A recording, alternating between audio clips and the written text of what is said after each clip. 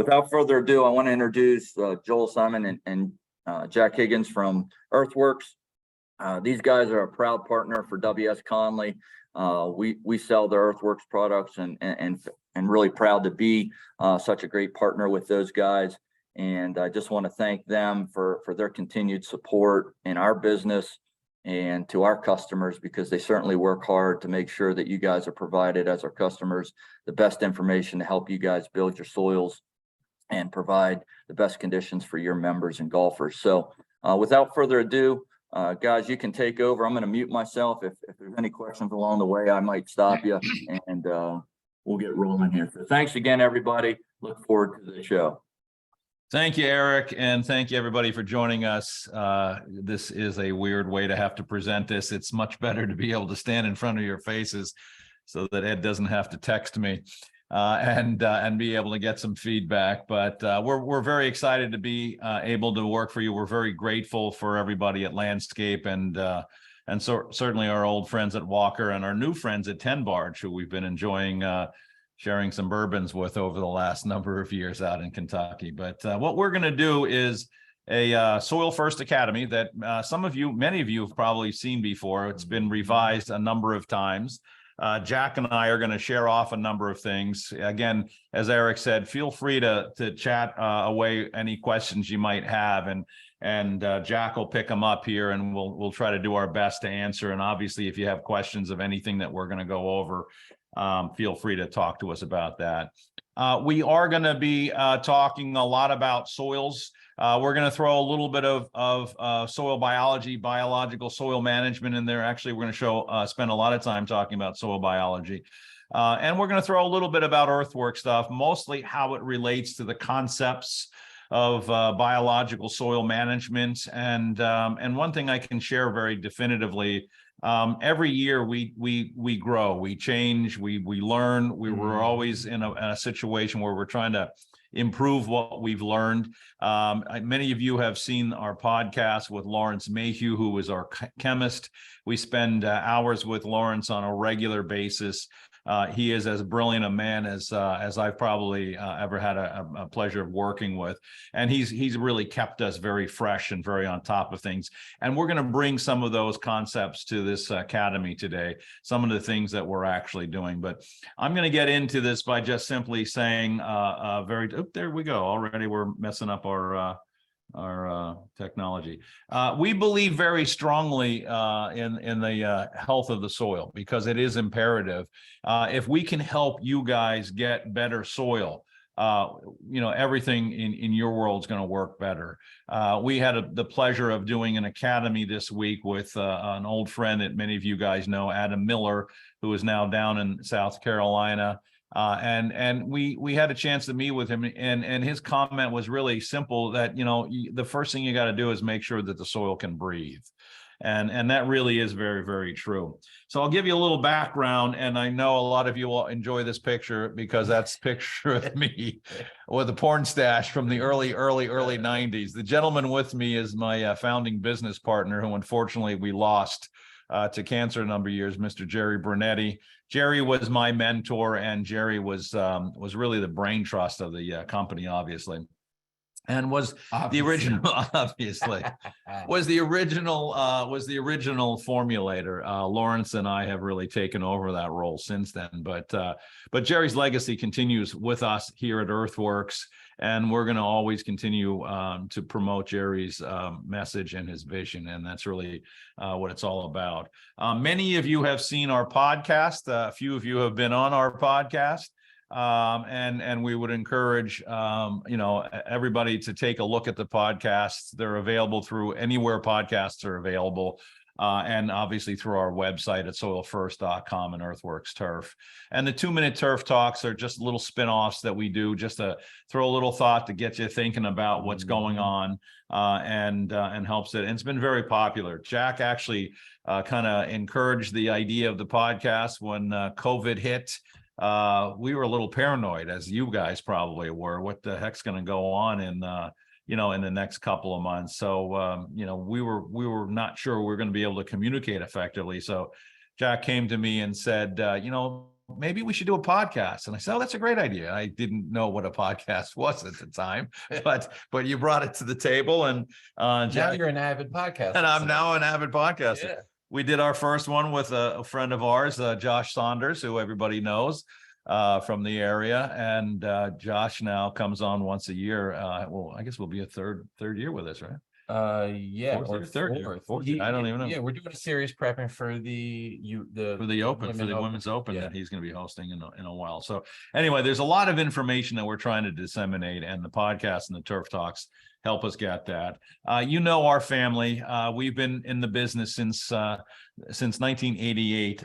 We've been building dry and liquid fertilizers ever since then, and our family of fertilizers really are there to help people build their soil, feed their plants, and really kind of take the soil to another level, which I think we've accomplished quite nicely. So let me get into this. We have talked for 35 years now on what is carbon-based fertility. You guys that know us know that we don't use the word organic very often, because that's really not what this is about. It's about building soils and feeding the soil. Carbon is simply a means by which we can get microbiology to proliferate. And we know from 35 years of experience of working with you guys, and many of you have taught us as much as anybody has taught us. Absolutely. And that's really something that we're grateful about. I mean, I will throw another accolade to Mr. Long, but we've learned a lot from working with you over the years. Lots of folks have really come to us and say, hey, this is kind of happening, and it's really helped us understand what's going on. But the foundation of what's going on is that we're feeding microbes. It's not even about feeding the plant directly. It's about feeding the soil, creating a soil environment that allows microbiology to truly proliferate, so that we can get more digestion in the soil. We can get better water holding capacity. We can create much greater nutrient mobility by getting microbiology in the equation. And after 35 years of going around and around on what carbon-based fertility is, the industry has certainly really embraced it now. I mean, you can see almost every company, every manufacturer in the fertilizer industry, every distributor that walks through your door is talking about carbon. When one of the biggest fertilizer companies like the Andersons is talking carbon, you know that carbon is here to stay. And we feel very accomplished in that we've been able to have that conversation and really help try to get people to understand what it's really all about. And that's what we're going to try to do today with the Academy, is go through what this is really all about, and the things that we're seeing in through all these years of working with carbon-based fertility is that we have seen reduced inputs. We've definitely seen thatch reduction. We've seen water management, sustainability, and now with the price of fertilizer going through the roof as it is, carbon-based fertility is not outrageously expensive. So it's a great time, if you've never worked with carbon products, to really start to experiment with them, and you'll see what they're going to do to the soil is really quite effective. And it sounds like you want to jump in there and say No, something. I don't. No, but I mean, you can do a lot with less. You get a lot more done with less, and that's kind of a theme of this talk. Yeah, I think that's really is quite the theme. I mean, if we can get the soil working for us,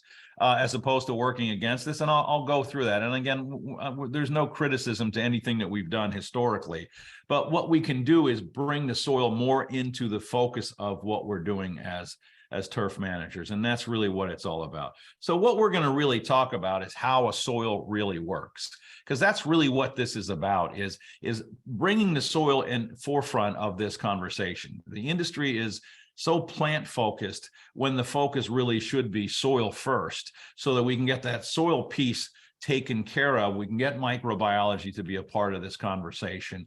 And then the soil really becomes a major part of what you guys do and what you think about every single day. Every day you walk out on your property, you're walking on top of billions of microorganisms. All of these guys are working for you. They're the best employees you have. They don't take days off. They don't ask for overtime. They don't hang out in the back, in the locker room, hanging out and have having a beer. They're just sitting there working all the time. So that's really what this is all about, is getting the soil to be really your friend and to work for you as effectively as you possibly can. So we're going to spend the better part of this morning talking about how a soil really works, and the things that really are important, and the things that can really help you become more successful. And obviously everything that we're going to talk about is a soils up approach. It's that soils first avenue that allows us to really get that soil working and going, and we're going to try to keep everything focused under our feet in the soil. So we coined this phrase many years ago. In that picture I showed you of me with the great porn stash, Jerry was actually standing under a sign. This was probably early 90s at a local trade show. And over his head was a sign that said biological soil management. So we've been focused on this concept since the early inception of this company in the late 80s.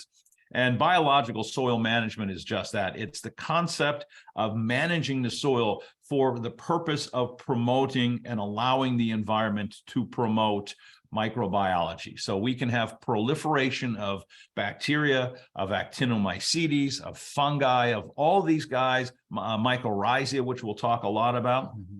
All of these things that are working underneath your soil is the foundation of biological soil management. And the process is to create the environment by which we're going to allow for that proliferation of microbiology. And that's the conversation that we've been having for all these years, and that we'll continue to have today. Biological soil management, again, promotes this, and this whole idea of having microbiology working for us.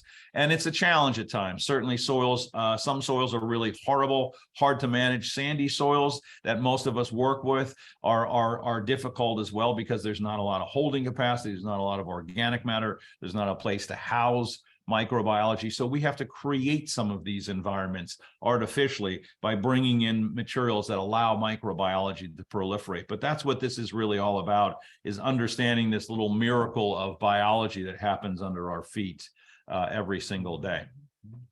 So we start, and you guys that have worked with us over the years have heard me say this phrase many, many times, and I've been using it for 35 years. And yes, it's probably a little old and stale, but it works. Balance the chemistry, which is soil testing. And we're going to spend a lot of time talking about soil testing, going over the soil test, helping you better understand the intricacies of what that soil test and the things that you need to understand. And if we can balance the core chemistry, especially on the higher CEC soils, the fairways, the heavier soils, if we can balance that chemistry and get things like calcium and magnesium working for us, the soil will open up physically. It'll flocculate. Air and water will move through. And as we move that air and water through that soil, what we're doing is creating that environment by which microbiology can proliferate. Then we throw some carbon into the equation and we feed the soil. By feeding the soil, what we're talking about is feeding the microbial population in the soil so they can continue to proliferate, so we can get this explosion of microbiology and allow that microbiology to work for us as opposed to kind of working against it. So we do soil testing and we apply carbon, and that's really been in the philosophy of Earthworks since the day we started this business, is just simply get the soil right and get biology to really work. It was interesting because when we started the company back in the early 90s, we weren't really focused on soil testing, but we realized very quickly, and again, this is where I started, was you guys have taught us so much over the years. One of our first lessons was, we needed to understand what the soil equation was all about, because we were working with products on one property and they seemed to work great. And then the same product on another property didn't work quite as well. And it was very obvious to us very quickly that the missing link here is the soil. So we went back, started soil testing. Today, we now do over 15,000 soil tests a year for clients all across the world. And we spend a lot of time talking to superintendents about what this core chemistry looks like. And it's not until we get that core chemistry working well that even our products are going to work well. So this was a little bit of a selfish approach, but it was one that really worked for the overall philosophy and concept of what we're doing. So, that's been, yeah, go ahead, Eric. Real quick question, just out of curiosity, from your experience over the years, how long I'm sure it changes depending on the property, but on average, what are you seeing in terms of the turnaround time of getting a new property that you're working with and those soils working kind of where you want them to? Does it take some time, I would imagine? It takes some time depending on the soil, and I'll show you some pictures of soils where the time would take a lot longer. But on a nice, well-balanced soil or a soil that's fairly good, it's a year or 2 or 3 depending on how bad it is. But the nice thing is that the approach works immediately. Getting carbon into the soil starts to work immediately. Getting your calcium, magnesium, potassium focus works immediately. Managing sodium and bicarbonates is an immediate effect of and benefit to what you're doing. And we're going to talk about sodium and bicarbonates as one of the big limiting factors that a sports turf or a golf course manager has. So there's a lot of intricacy. So that's a big question. But clearly, some of the heaviest soils are going to be the worst. Yeah, it depends on what you're going after. Like when we're really trying to change the balance of calcium and magnesium on clay-based soils, heavy soils, it really depends. How big is of that change do you have to make? Is it a very acidic situation where that lime is going to react much quicker? So you're putting it down on a pH of 4 or 5, you're going to see some reaction pretty quickly. Right. Are you trying to, on another side of the coin, you're trying to humify a very sandy soil? That sort of thing happens a little bit more over time. However, if you're really activating that soil biology and getting those root to pump exudates, you're going to see that humification start to happen. So, and one of the weird things that we discovered as we started doing this on the sand soils, the sand built greens and fields, we thought it was going to take a long time for those those soils to really react effectively to this approach, and it was exactly the opposite. I mean, they're so devoid of food sources for microbes and for these core nutrients and to be remineralized that the reaction in light sandy soils is much quicker than we ever thought. When we started moving down into states like Florida, where the soils are native soils are very light and sandy, we thought it was going to take a long time and really be a challenge from a business standpoint. But the reality was it really very quickly kicked in and things started to work. So it's a good question, Eric, and it's a tough one. But again, I have a whole bunch of pictures in here that will show you some bad soils, some good soils, and I think for the most part, this is kind of common sense. So this is how we start the conversation of soils management. And it goes back to basic agronomy. This is in every agronomy book. I remember sitting through soils classes, in my day at school, wondering what the heck this guy's talking about and trying to stay awake, talking about this 3-legged stool. And what it really is it's talking about chemistry, the physics of the soil, and ultimately, and the reason why we have biology up front and center is because ultimately what we're wanting to accomplish here is talking about soil biology. So clearly chemistry is that piece of the equation that works off of the soil test. We run soil data so we can get a basic understanding as to what the core chemistry of the soil is. We'll talk about water-soluble paste extracts. We'll talk about water testing because that water input is such a big piece of this puzzle. It's the single largest input that you have on your property is the irrigation water that you have. And if it's horrible, it's going to affect your core chemistry, your soil physics, and definitely your soil biology. So all of these things have to be brought into that one leg of chemistry, evaluated, balanced, managed. Many times we can't fix the chemistry. We just have to manage around the chemistry. A lot of you may have very high pH soils, and those are difficult to manage, especially you guys out in the Midwest. Those calcareous sands are never going to change to be, beautiful 6.3 pHs. They're always going to be high pHs. So we manage around that chemistry, but we understand what impact that chemistry has on physics and ultimately on biology. So as we move through chemistry, because chemistry affects physics, we start to really look at that physical profile of that soil. And sometimes it's the physics is the limiting factor to this equation. And if that's the case, we need to manage that physics, because if the soil is tight and compacted, air and water are not going to move through it effectively. Roots aren't going to grow through it effectively. Plants are going to suffer through it. But most importantly, that last leg of the stool, biology, is not going to be able to proliferate. And again, what we're trying to do is set the table ultimately for biology. So chemistry affects physics, affects biology, and that's what the three-legged stool is really all about, is setting the table so microbiology has the best chance to proliferate in your environment. And it's a changing environment, obviously, because what we are working here in a sports turf industry are not real environments. These are man-made soils. They're man-made environments. We push them. I know Jarrett's on the call, and he's working on a soccer property that's getting, 1 billion people a week on it.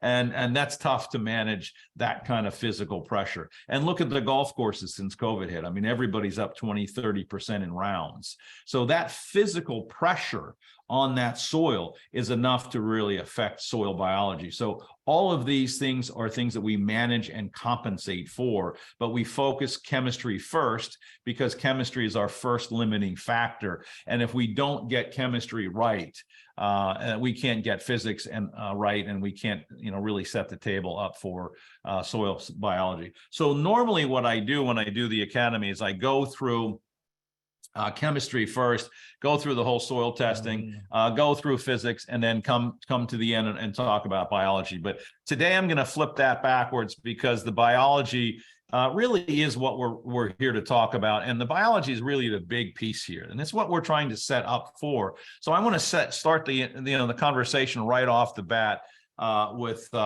soil biology, and really go through soil biology and talk about it in some detail, maybe more so than I have in past academies that you guys have been able to listen to.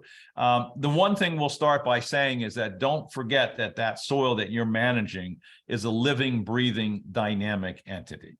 So it's really it's a host of microbiology and all sorts of critters, big and small, and they all have to have attention. They all have to have an environment by which they can proliferate. And that's really what biological soil management teaches us, is that it's creating that environment by which biology can proliferate. So we have always been using this word carbon-based fertility. It has certainly become fairly overused in the last number of years. What really frustrates us more than anything is people, throw the word out, not understanding really what it's about. It's truly about feeding soil biology. It's not about feeding the plant. I've read many articles where, folks have said, oh, well, you got plenty of carbon in the soil. You don't need carbon. And we, and the plant's based in carbon anyway. So why do you need to put carbon down for the plant? We're not putting it down for the plant. We're putting it down to feed microbiology, because microbiology is what feeds the plant. And if they're not feeding the plant on a very aggressive basis, you guys are going to be working twice as hard. You're going to be working through the dinner hour. You're not going to see the kids. You're going to, you're not going to have days off, weekends off, holidays off. It's going to be a challenge to get things done when the soil is working against you. That's why carbon is so important. So one of the things I want to talk about is, what is carbon? What are the sources of carbon? You guys have seen them on labels. You've heard us talk about them. But here's some of the basic carbon raw materials that we work with. And this is pretty much what everybody that's dealing with any kind of carbon-based fertility is working with, somewhere along the line, either in a linear form or in a molecular form or complex form like Earthworks does. I'll start with composts, and those are the granular materials that companies are working with. We work with egg layer compost, and we've worked with it from the day we started the company, because we know that egg layer compost is the richest, most mineral dense material out there. So what we're working with is a company that produces 1.4 million dozen eggs. It's a lot of eggs. It's a lot of eggs, and it's a lot of chickens putting a lot of stuff on the ground. And the interesting thing about this is that chickens are extremely inefficient at pulling nutrients into their body. So the nutritionists at this company that we work with, this manufacturer that we partner with, they produce, all their money goes to basically feeding chickens. They want to have produce the strongest eggs. They want to produce the healthiest birds. Yeah, because those egg layers stay alive for many years. They're Producing not, eggs. Yeah, producing eggs. Yeah. Go to work. So they put a lot of calcium into this feed. So our granular products, the replenish products are rich in calcium, about 14% available soluble calcium. We don't put that on the bag because it's not consistent, and some folks are scared of calcium because it might. Well, and it's not that much in all the analysis. It's not that much. Right. It can be that much in the straight compost. But the nice thing about this is that the birds take the mineral, and in fact, what they take is a lot of meal products that are common in other products. Meal products are a common fertilizer. Sludge is a common fertilizer. Meal products are pretty good sources of protein and nutrients. They're not real strong in minerals.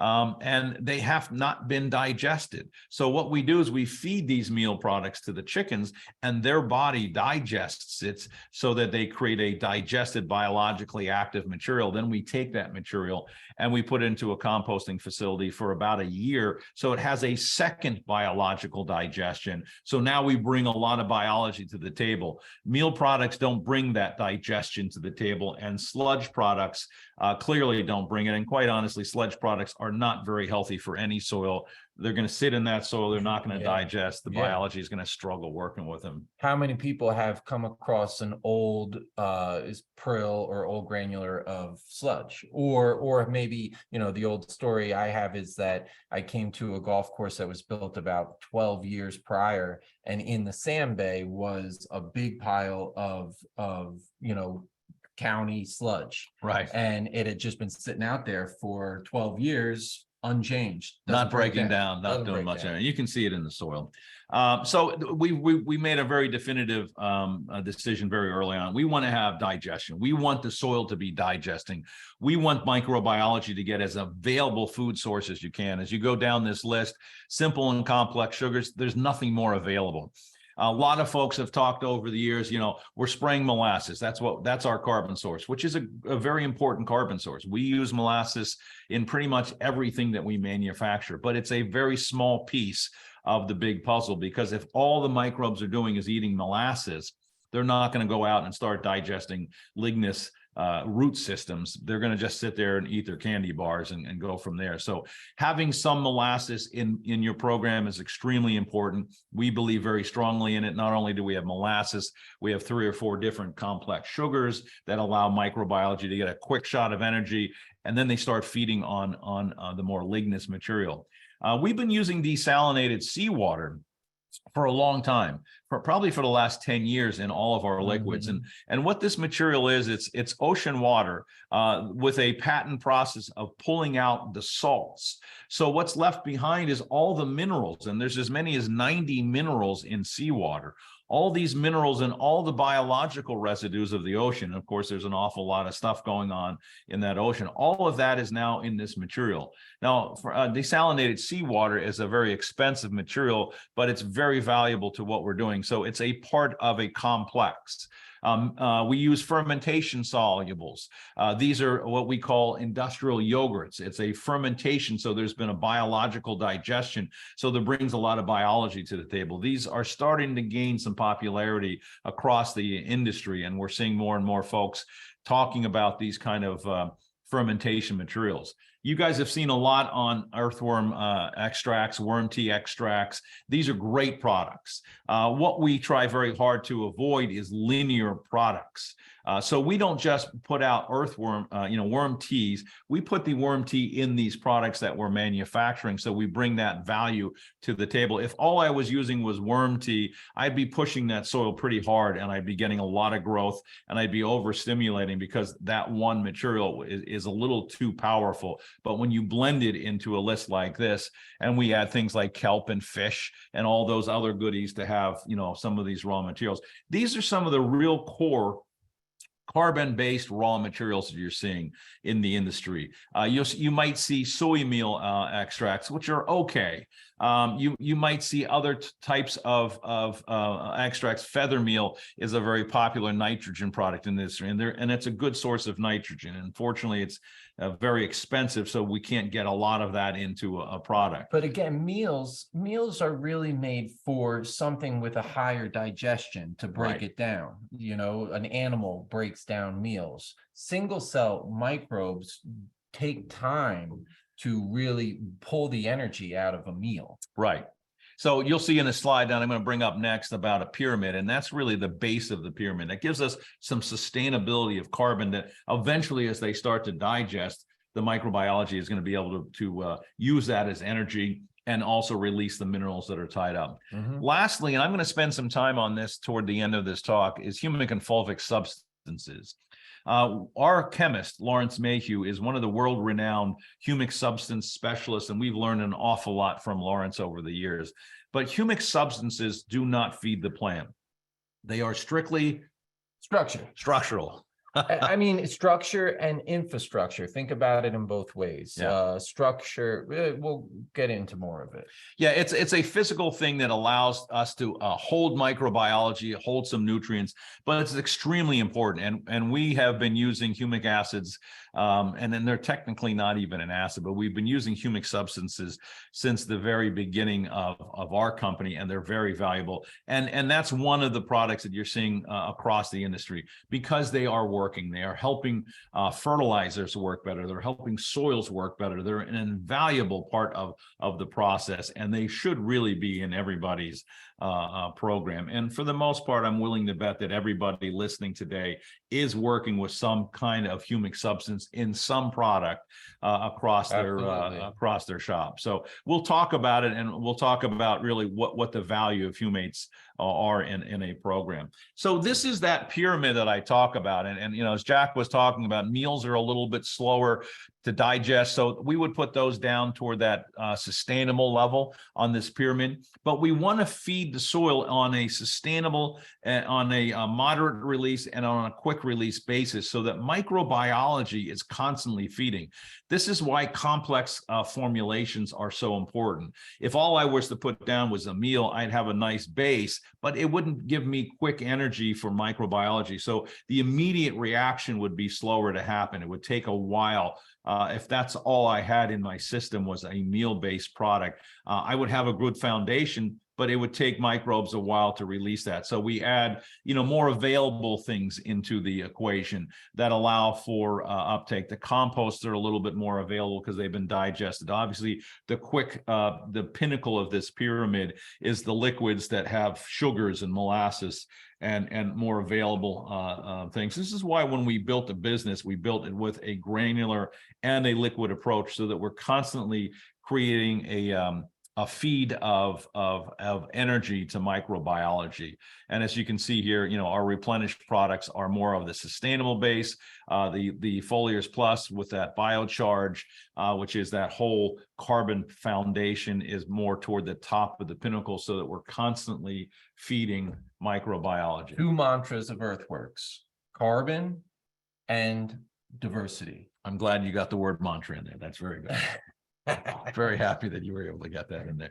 So what is biocharge? We've been using this for a long time. What it is really all about carbon diversity. We're just trying to create a lot of carbon diversity, and that's what we're trying to promote, is the idea of, in your program, you know, if all you had was molasses, or if all you had was one raw material, you would not have a lot of diversity within your soil. And understand that your soil is extremely diverse from a biological standpoint, and they all feed differently and at different paces. And so we create a large diversity of carbon amendments so that we can get a large population of microbiology working all at the same time. That's really what biology and you know, needs. They need that level of diversity. So again, going back to what we're doing, this is the raw materials that we're putting into all these granular materials. And again, I want to show very definitively that this raw material is very rich in minerals. So we've tested the biocharge liquids, and out of those tests, we've come up with about 70 trace elements. And we've talked a lot about this recently. I mean, the old adage, what did I say the other day on a podcast? 6, it's what, 14? I think it's 16 plant 6, essential see? nutrients. Don't even have it down. But the research was from when, 1930 or 1930s, and it was in hydroponic environments, but we've lived and died by that. And yeah, I mean, it was very reductionist how they figured that out. Like they just removed until the plant died. Right. Right. And that was the idea. And we just did a podcast that's actually going to be airing today with Lawrence. And one of the comments when we were talking about this with Lawrence is that, the plant, we can find all these minerals within the plant when we test the plant, and he was actually very funny in this. He actually says, so why is the plant bringing all these minerals up if they don't need them? They're bringing them up because they do need them, because every one of these raw materials, every one of these minerals that you see on this list, even though they're minute amounts in so many cases, are being used as part of a enzyme construction mineral. So it's very integral to building blocks within the plant. So yeah, the 16 mineral concept is absurd and it's outdated. And I think you're seeing research all over the world where they're starting to really blow holes through that. And we're bringing to the table a lot. And the cool way of thinking about it is like, who do we think we are to say to the plant that, or to say to nature that that you're doing it wrong if you're taking in more than 16 nutrients? Right. No, nature. No more. Yeah, you're doing it wrong. You must be. We figured it out back in 1931, and the in a test tube, and the plant's doing it wrong now. Yeah. So the point being is that remineralization is very, very important. Keeping a lot of mineral and a lot of elements in the program. And this is what we're bringing to the table. And a lot of other folks are as well, by the way. We're starting to see more and more talk about this. One of the things you see a lot of talk about is amino acids. And a lot of companies are coming to you and promoting an amino acid complex. And this is really important. Unfortunately, most of us don't truly understand what an amino acid really is. But an amino acid is a combination of these minerals. So once the plant brings all these minerals into the plant, they now combine them into an amino acid. The amino acid then combines into a peptide chain. The peptide chain combines into a protein chain. And this is the building block of processes like photosynthesis. So these are really very, very important combinations and physiological activities happening within the plant. If we have all the minerals in that soil that the plant can take up, the plant can quickly build an amino acid intracellularly. Plants are not real good at taking amino acids up. They basically, they're basically broken down in the soil by microbiology, and then some of those raw materials can be taken up. But if we have all the raw materials available through application, we can start getting the plant to build what we call, a constructed amino acid. Jerry Brunetti used to talk about a funny amino acid, and a funny amino acid is where the plant takes up nitrogen and it takes up maybe a little bit of iron or calcium, but it doesn't have the full complement of minerals that it needs to build that amino acid. So it's waiting for uptake to bring the rest of the stuff so that the train can get down the road. In that time where the plant is waiting to build that unconstructed amino acid, the plant is susceptible to disease attack because a pathogen can get into that plant and pull out the unconstructed materials. By having all of these materials available, we can start to really get the plant stronger, healthier, less likely to be attacked by pathogen because we've got intracellularly constructed amino acids. Can't get in.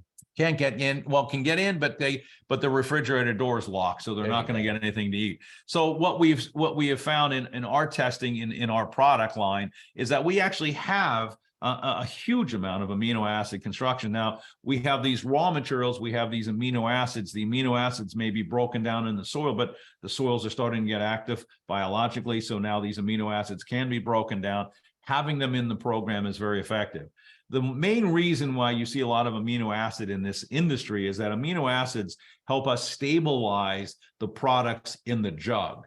And that's really where the manufacturer gets its biggest benefit from amino acids, is it really helps us keep the jug stable so that everything isn't falling apart in the jug. And we use that obviously as part of our construction and quality control. But the amino acids are very important ultimately to, as they digest in that soil, to be brought into that plant. So, we've been studying remineralization for 35 years. We really focus our attention on making sure that the plant is able to get everything it needs, and then the biology is working to get it into the plant. It's all there, biology is moving it, and that's, again, what basically biological soil management is. These are also simply an organic nitrogen source as well. Right. Nitrogen is a key part of the construction of amino acids. So this is a great, just like compost, or just like our chicken manure compost is an organic nitrogen source, as are amino acids. So they can be, so the plant can bring some of those materials in there. So having that diversity again allows the plant and soil dynamic to really happen. We are making a lot of changes in what we're doing, and we're learning more and more things. And one of the things you're going to hear us talk about as we go through the next few years is a concept that Lawrence Mayhew has established called eco-adaptive technology. And what this is he has sat down and looked at our formulas, and he has said, certain formulas can be very imbalanced. And there's a lot of products in our marketplace that might be as simple as 2 or 3 raw materials, a lot of nitrogen or a lot of calcium nitrate or something like that. When you have those kind of materials exclusively going into the soil, the imbalance of that technology is such that it doesn't allow for the uptake of those nutrients. So let me share with you some examples that Lawrence shared with us. The formula on the left is Protein Plus that we've been working with for years, and it's worked very, very well. But he sat down and started really digging into this and realized even within our products, and our products are very complex, there's lots of raw materials, lots of minerals. So the availability was there because we brought a lot of carbon, but he knew he could even make it better using this eco-adaptive technology. So what he did was he started to balance all of the materials within the formula. And what that allowed him to do is improve the uptake of each material. So on the left, you can see some pretty high spikes. So those materials are ratios of certain elements. When those ratios are that high, it slows down the availability of those particular products. This is a little hard to read in great detail, but what you can see quickly by moving to the right, now everything is closer to that line that we call the nature's line. What he's trying to do is go back to and suggest, how does nature really deal with these minerals? They never deal with these huge explosions of any one raw material. So by bringing everything closer to balance with itself, nothing is going to overpower the potential uptake of any one of these raw materials, making them much more available and making them last a lot longer. Protein Plus has been redone into an eco-adaptive form over the last couple of years. We've had it in the field.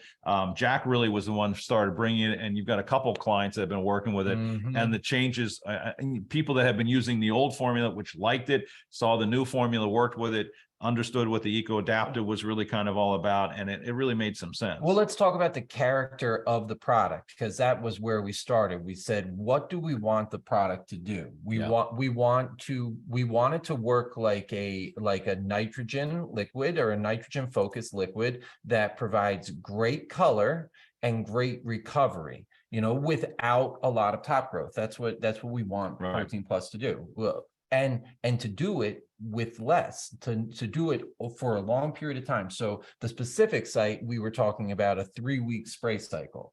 So how do we keep great color over a 3-week spray cycle?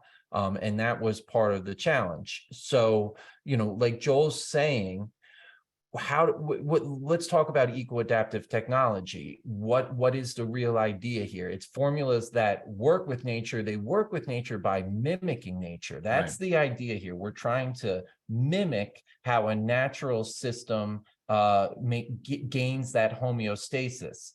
However, we're considering that these products have a purpose, they have a character, and also that they're being applied to a site that doesn't necessarily have that natural homeostasis. Right. It's a constructed site. There's something unnatural about it. It is not seawater. It is not exactly. Seawater is a great example of the natural homeostasis. Okay, so that's part of the challenge here. We want to maintain some character and some purpose to these products, and we want to gain that response with much less.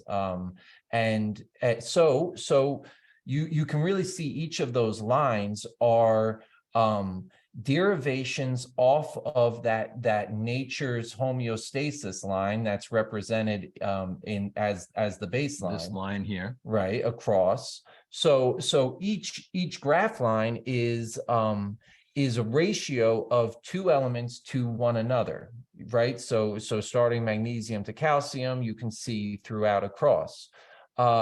Because when they're too far derived off of that nature's line, then we're going to really inhibit the uptake of the other nutrient.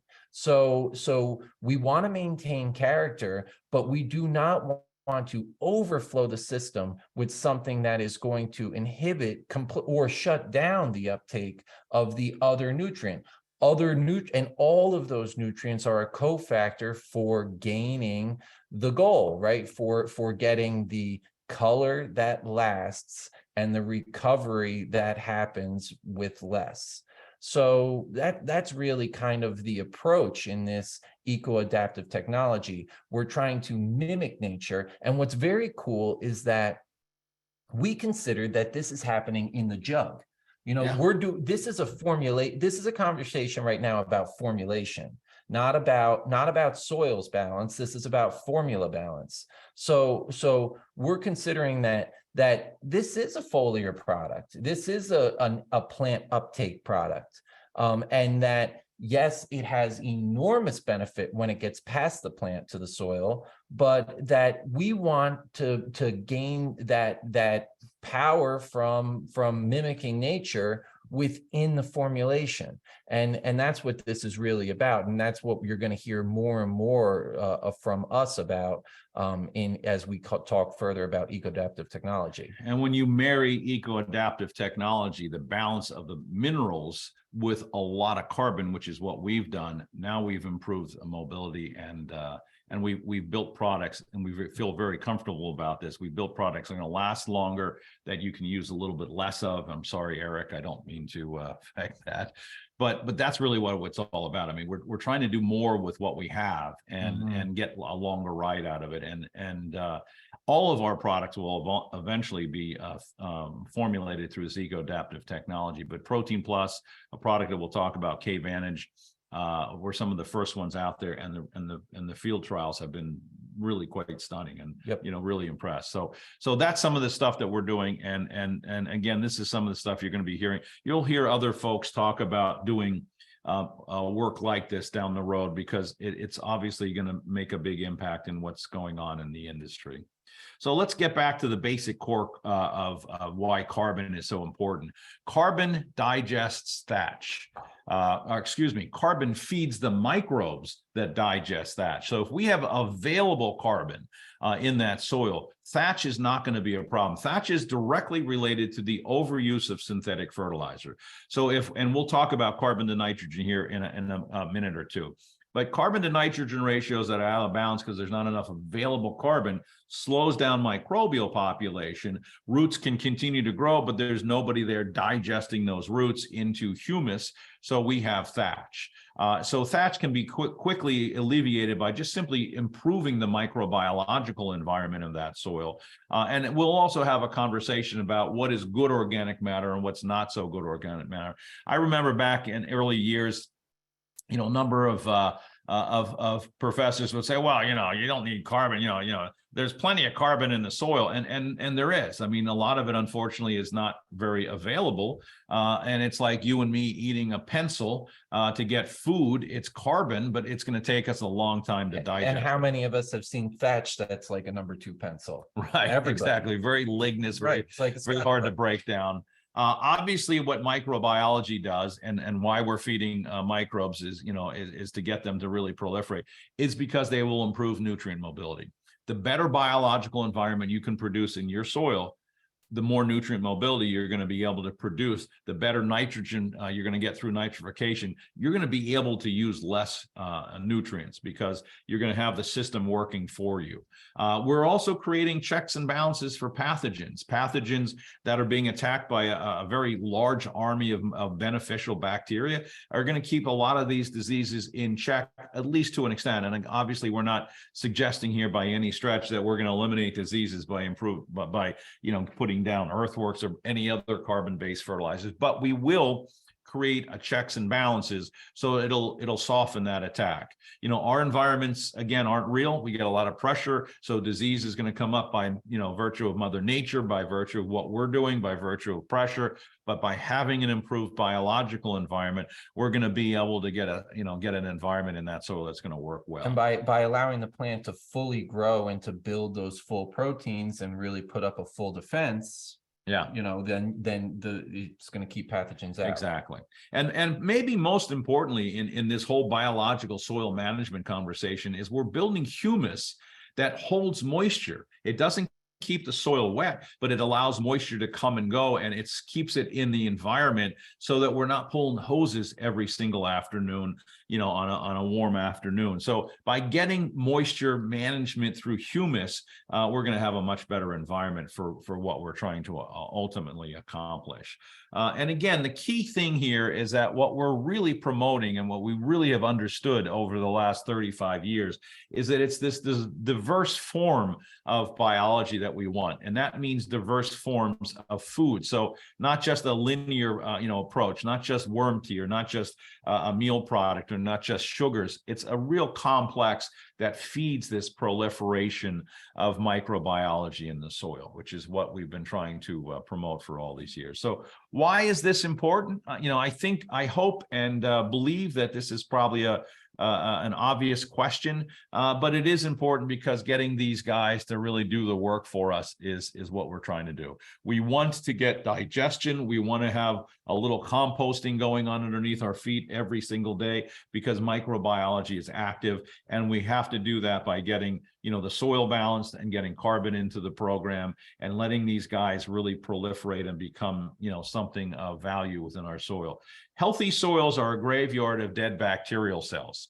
Much of what humus is dead biology. I mean, they come in. I said this the other day. What was I said a day or two, and you said no, it's like an hour. No, 20 minutes. It's about 20 minutes, even better. Yeah. So I mean, microbes come and go very quickly, but and there's if you look at this, there's 3,000 pounds of microbes in a healthy soil. Now, I don't know that we could qualify a lot of our soils as being super healthy because of what we do and how we've constructed. But we want to have as ample amount of this, biological residue, if you will, in that soil, and we want everything digesting, and that's why I bring Pac-Man into the equation, because what he's doing is going through that soil and digesting that lignous material.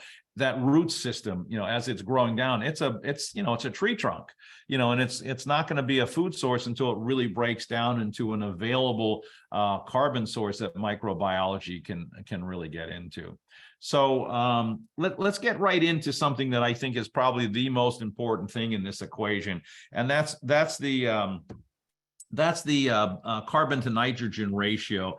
And this is one of those things that, we learned in school. We probably didn't, I honestly didn't really understand it when I came out of college. I know we talked about it. The professor talked about it. Maybe it was me, maybe I was asleep. Maybe, the night before was too hard, but it was one of those things that we just didn't really, we didn't really understand. So here's what it is in a nutshell. Everything breaks down through the soil. So it doesn't matter if I'm putting down urea, ammonium sulfate, polycoat, Earthworks 545. Those are all molecules, and the plant's not taking up any of that material. What they're doing is the soil is breaking those materials down into a form that then can be taken up by the plant. Let's use urea as the example, which, interestingly enough, I continue to read I continue to read in the in literature, well, urea is carbon-based. It's not carbon. Well, chemically it's carbon-based, but it is doing nothing to feed microbiology. When we're talking about carbon-based, we're talking about food sources that feed microbes. Urea actually takes the food source out. So here's how it works. Let's use urea as the example. It's going to be put down in the soil. It has to be broken down. It goes from a urea molecule to an ammonia molecule, NH4. That molecule is fairly volatile. So much of it will leach out, much of it will volatilize out through the top and move into the air, but much of it will start to move through this nitrification process. The next step is that nitrate molecule, NO2.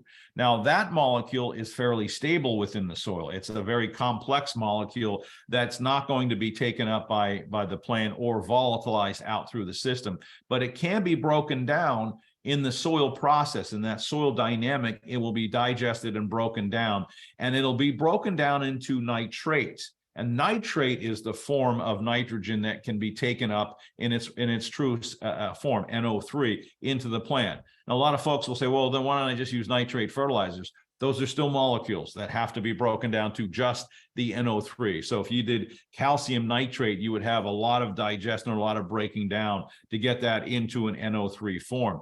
Now the plant can take up the nitrogen in that NO3 form, but all of those arrows there are representing microbiology. So every step along the way, microbes have to bring the army and start breaking that urea molecule down into the ammonia, trying to capture some of the ammonia, breaking it down to a nitrite. Going from nitrite to nitrate, you can see what we're adding there by those two molecules, NO2 to NO3. There's oxygen process here. So we're bringing oxygen to the process, which is a biological equation.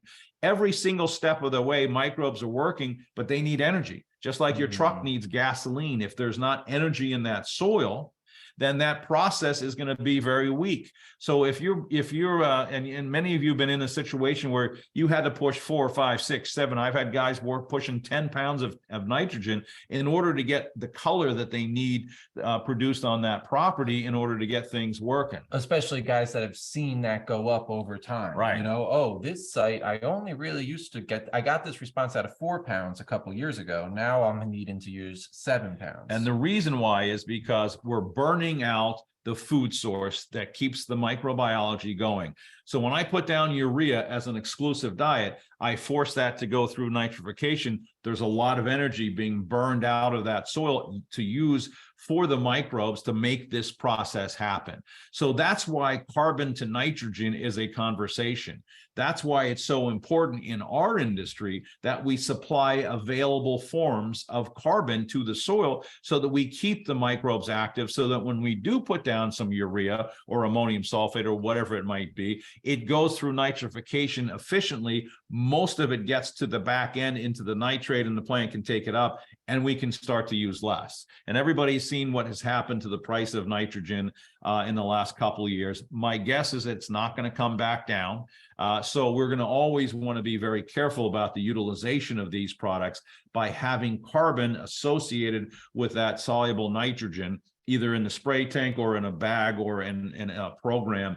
We're going to keep the carbon to nitrogen ratio adequate. Microbes can break it down. We'll get efficiency of this process, and the system will start to work really the way it's supposed to work. If we burn out all the carbon, we're going to need to push more nitrogen to get the color that we need so that our client base is satisfied and the grass is growing in the way we want. Otherwise, we're going to, we're going to just be fighting this battle. We've got so many folks that have, played the game of, maybe I can use less than a pound of nitrogen, which we don't necessarily recommend, but the idea is that, we should be able to balance the carbon to nitrogen ratio and get it in there. Sounds good. That's it. We had a couple conversations. We had an academy this week where a couple folks had asked us, well, what's the ideal carbon to nitrogen ratio? And we spent some time recently talking with Lawrence Mayhew about that as well. And we're going to spend more time. The answer is that there isn't one, which is kind of funny. The answer is that, it's somewhere 10 to 20 to 1.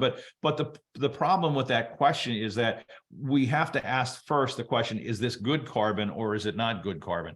We might have a lot of carbon in the soil, but it could be in the form of thatch. or very ligneous material that is not food for microbes. That's why it's so important to be adding carbon to the program on a regular basis, just to keep these guys, really active as possible, so that when we do put down fertilizers, they work better, they get through nitrification better, and we can use less. And that's really the whole secret of biological soil management, is feed these microbes so there's available carbon, so that nitrification, especially in turf, is working efficiently as possible, so we can use less, we can get better utilization, the plant brings it in, it's not just sitting around feeding pathogens, and the system really works the way it is.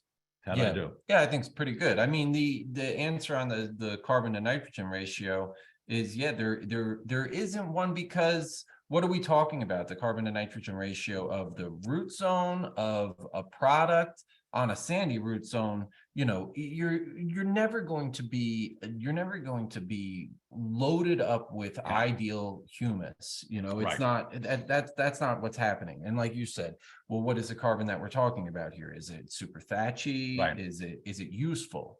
What we're really after is humifying, building useful carbon. Right, and that's a good point, and that's the question that's hard to ask or answer is, what's good, what's organic, or good organic matter, what's bad organic matter, and we'll talk about that here in a minute. But you mentioned sand. I mean, sand is inherently weak in carbon, so it's important that we not only construct with carbon-based materials and minerals, because there's no minerals in sand, but we keep that carbon activity going in sand, because they really are behind the 8 ball, because they just don't inherently have colloidal sites that can hold carbon. So we want to make sure in those sand-built soils that we have ample amounts of carbon within the program, and that's ultimately going to be the best. Now, we can build humus, and I'll show you a couple of pictures of that in sand, but it takes some time, and it's it's a manageable thing. That's right. So let's think of a classic carbon focused product in a sand root zone. Myco 333, Myco Replenish. We're after building carbon in a number of ways with that product. Now that product's like a 17-to-1 carbon to nitrogen ratio. It's going on to it's going into a sand root zone during aerification that has a I don't know. 1-to-1, 2-to-1 carbon to nitrogen ratio, way far out of what anyone would consider to be ideal. So you're trying to build that. And remember, it's always being consumed. So I mean, not only do we not have it, but it's constantly being consumed and utilized, eaten up. So it has to be constantly reapplied and managed, even in soils where heavier soils. That available form of carbon is what is the microbial food. So we need to make sure that it's constantly being replenished and being allowed. Otherwise, if we don't have a good carbon to nitrogen ratio, you're going to look like this. And I hope that picture is clear. But if you imagine if you were to run your fingers through the first couple of inches of this soil, it would feel like sticks and stems. I mean, this is classic overuse of synthetic fertilizer. This was actually a student of mine from Rutgers who took a job, and he followed somebody that was pounding 10 pounds of urea a year, and he ended up getting into a summer that was very hot. I remember and that. Very wet. And this thing held water, and he lost 40, 50, 60% of his greens overnight, not because of disease. And he sent it over to Rich Buckley over at Rutgers. And he said, no, Rich actually came back to him at the time. This is years ago, but he actually came back and said, no, I think that this is just an environmental issue. And, this is a good case of where going in there and physically removing the thatch, putting a grade into the soil or something to that effect, ripping it out is going to be expediting the process. We could digest this over years, but as Eric kind of talked about, what's the time frame?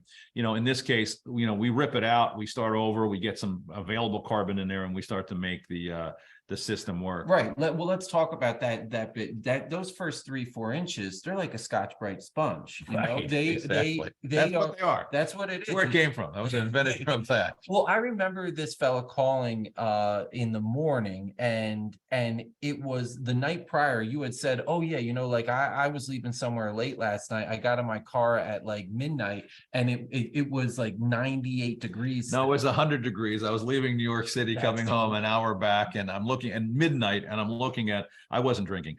It was midnight, and and I'm driving home at 100 degrees on a middle of July weekend. And, of course, in this industry, your brain just goes to, my God, it's 100 degrees and these guys are going to be. Right. And so what does the Scotch-Brite sponge that's full of moisture do when it's 100 degrees? Yeah, it boils. It boils. And that's right. And there's a difference between the way that moisture is held in that compared to humus. Right. And that's a good point, because so I can run a sample of this through the lab and the organic matter percentage will be fairly high.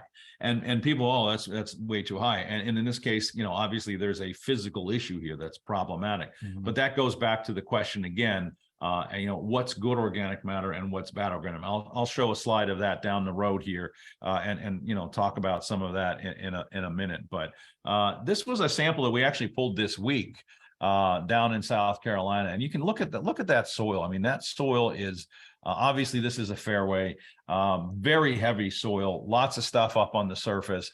But look at that channel, and what's starting to happen there is a lot of the water, even if you can see down in this area here, it's a little darker because it's actually drawing moisture in from this soil. And this was Adam Miller's property, many of you guys know, and down at Berkeley Hall, and where we had a chance to do this program earlier this week. But when we drove around and looked at that, he knew that he had a lot of problem. We had dinner with Adam, and Adam basically said, look, the most important thing, I came into this property and I said, I got to get the soil to breathe, because if it can't breathe, microbiology can't do its job. This is a classic situation of a really thick, well, we're saying that it's not exactly clay down there. Clay. We'll take a look. Obviously, there's two different parts of this profile, right? There's a top part, there's a bottom part. That bottom part kind of looks clayey, and there's a lot of clay in it when you grab it, but it's also very sandy. Regardless, it holds up water. It holds up water. It holds up air. It holds up, there's no porosity. Yeah. So biology struggles. That's right. And nothing's pushing through. Yeah. You're not getting the rooting through. He says, check out that sand channel, right in the middle, right at that interface. Right here. It's full of moisture. Yeah. So like it's working the way it's supposed to. It's grabbing. It's opening up. And this was the comment. What do we really need? We need air. We need to allow the soil to breathe so that biology can do its job. I mean, that's really what it's all about. And so that roots can move down there, and so that the system can work the way it's supposed to work. This is, and obviously he's going to make some big changes in this. And again, back to Eric's original question, how long does it take in a soil like this? It's going to take us a bunch of years to get that soil really balanced and really working the way we want. It'll work from the top down, and it'll start to get better and better and better every year. We'll start digesting the thatch, we'll start flocculating the heavier gumbo-y soil, and that will start to be a better environment for biology. Marry them together. Yeah, we're trying to blend them together. And in his case, he's fairly aggressive with his carbon inputs, and in a soil like this, without trying to sound like a salesman, trust me, upfront loading gets that system to jumpstart a little bit faster. So again, Eric, you started this thing with a great question, and I'm going to continue to work off of that, is that how long does it take? And it really depends on how you manage the situation and what the soil looks like. I don't wish this soil on anybody. This is the kind of soil that you might look at if you're interviewing and saying, maybe I won't take that job, but it's definitely manageable, and he'll get it. And you can already see the changes that are happening in here. So it's kind of cool to see those kind of changes as you're going around the country. So what we do is we put out a lot of available carbon, and I'm going to really emphasize this word, and it doesn't matter how you do this, earthworks or something else, but it needs to be balanced, it needs to be available, and it needs to be able to feed that microbiology, because these are the guys that we ultimately really want to have in here. We want to have this whole population of microbiology working for us, not working against us. So if you look at this pie chart, the bottom of that is the bacteria. Bacteria is the predominant species in turf, and that's been fairly well documented in the research. Really started with a lot of work that was done by Elaine Ingham at the Soil Food Web in Oregon State. But we really now know that bacteria, which is the lowest rung of the ladder, the weakest species, the one that comes and goes, what did you say, 20 minutes? They come and go that quickly. But we need to make sure that we keep bacteria levels strong in our soils. And we do that through the real short chain carbons. That's why it's so important that we have a whole host of these short chain carbons in our programs so that we can keep the bacteria just constantly spinning, constantly going. Now, as you move around that wheel toward the left, you get the actinomycetes. These are kind of a cross between a bacteria and a fungi. They're a little higher level. They last a little longer. They feed a little differently, which is why we bring in more and more diverse food sources. And then you go around that circle again. Now you get all the fungi, in particularly the mycorrhizal fungi, which we'll talk a lot about. He's the funnest guy. Exactly. Knock it off. But that's the idea, is we want to keep a very diversified food source in this system so that we can keep all of these guys in here. Now, if you go around that wheel, you see algae, you see protozoa, you see nematodes, you see earthworms, you see arthropods. These are the big bugs. These are the beneficial ones. There are a lot of beneficial nematodes in soils. Protozoa, there's even beneficial algae. They help keep the soil flocculated. They keep the system working. When we talk about mycorrhizae here in a couple of minutes, you'll hear how mycorrhizae produce a material called glomalin. Glomalin is essentially a free wetting agent that the soil produces to keep the soil moist and friable and open. And it's something that was really discovered in the mid-90s, since many of us were in the business. We didn't even understand what glomalin was until it was discovered in the mid-90s. And now we start to really know what glomalin is bringing to the table. And again, it just feeds back into this concept of biological soil management and keeping these populations as healthy and as active as we possibly can. So really, the real trick here is that what we're doing is we're just making sure that that third leg, the biological leg, has an environment to live and proliferate, and we're feeding them. That's the balance of chemistry, feed the soil part of the equation, is that these populations are fed with a very diverse diet, because as you could see by that last slide, there's an awful lot of microbes in this thing, and it's important that we keep that that system working. This is one of my favorite slides, and you guys that have been working with me for years have seen this. I actually stole this from Jerry. It was one of the slides that was in Jerry's book that I always recommend, Pharma's Ecosystem.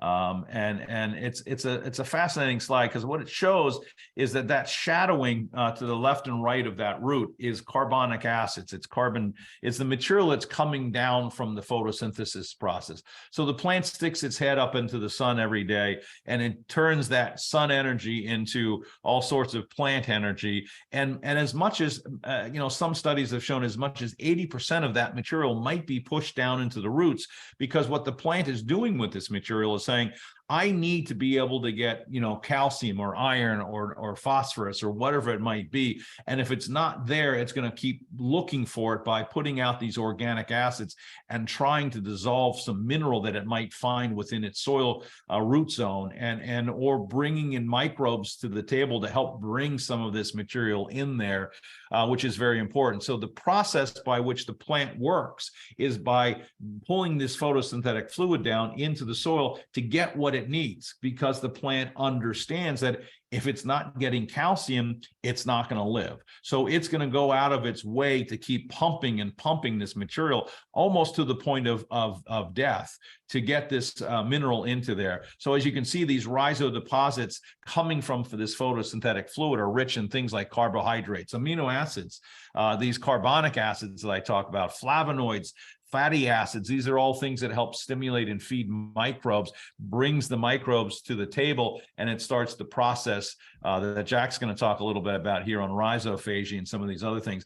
But if we don't have the environment in the soil where the root can start to really move down because the soil is too tight and compacted, or where the plant's not getting all the minerals it needs to produce photosynthetic activity to the level that it needs to, especially in certain seasons of the year, like the cold, wet springs, the plant is going to suffer because it's not going to be able to produce these plant exudates to the level that they need in an environment like ours that is very highly stressed. So it's very important to understand these building blocks in this construction of humus. And Cool. this is one of Jack's slides that I stole from him. So I'll let And I stole it from someone else. So well, there you go. That's all we do is steal things. That's all good. This is a cool slide that talks about that whole notion of root exudates and how that is really the process at which we're building lasting humus. And so it talks about the two different ways of building organic matter, the kind of two different sources. Particulate organic matter, and that being something that's kind of easier to comprehend or easier to understand. It's more intuitive. It's senescing leaves. It's dying root systems. It's it is that sort of plant material that then breaks down into small organic fractions, break down humus, and becomes humified. It's a more of a fast acting cycle, and actually it is not as rich of a humus, or it's not the richest component of humus, because it doesn't really hold the more nitrogen.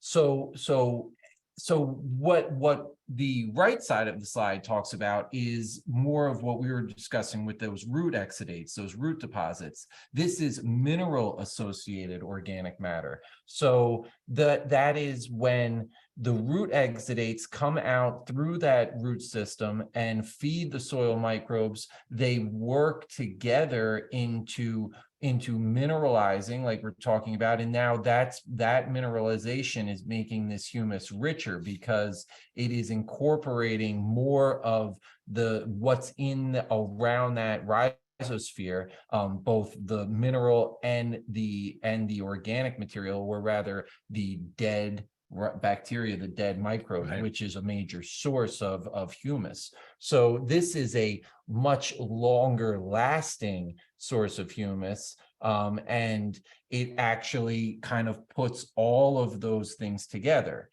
So the carbon to nitrogen ratio on this fraction of the humus is much higher.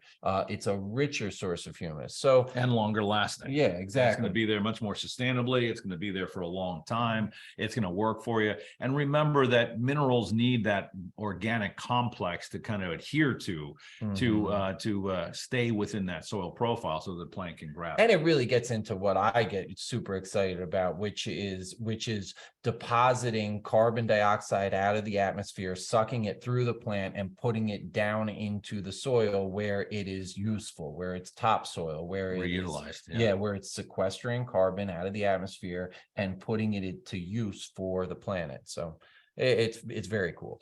Let's talk about your favorite subject. I like my other favorite subject. Your other favorite subject, rhizophagy. This is a picture that we adapted from a drunken or a busy work day in the office, where Jack was cutting out paper from his kid's school notebook and writing out. Lisa had all these color-coded Post-it notes on her desk. Oh, these were Post-it notes? Yeah, these are color-coded Post-its. So I walked in one day and this was sitting on my refrigerator in the office, and I'm like, Jack, working hard again, are you? Oh yeah. But as it turns out, as it turns out, I was onto something. Something was working. Yeah. So we just have to let the process go, and it comes out. So this was from like an article that was sent around. It made it into the turf rags, but it's really from the research from Rutgers University, Dr. James White, who's actually in the microbiological department over there. Right. And this is recent. This is like I think this was 3 years ago or so. Yeah. He talks about the rhizophagy site. So he coined it. He discovered it. We all know that feeding soil microbes and activating that soil biological system feeds the plant. This shows how it feeds the plant. I think that most of us have in our heads that are into this right now that we are feeding soil microbes and they're kicking out nutrient, and that happens too. They do poop, or they do kick stuff out that is then accessible to the plant. But this talks about that the plant actually engulfs soil microbes and takes them in to their own cells, into the root hairs. It is rhizophagy. Go ahead, do it. Meaning root eat. There's a turf talk called root eat, and that's kind of where he talks about it. The root eats microbes.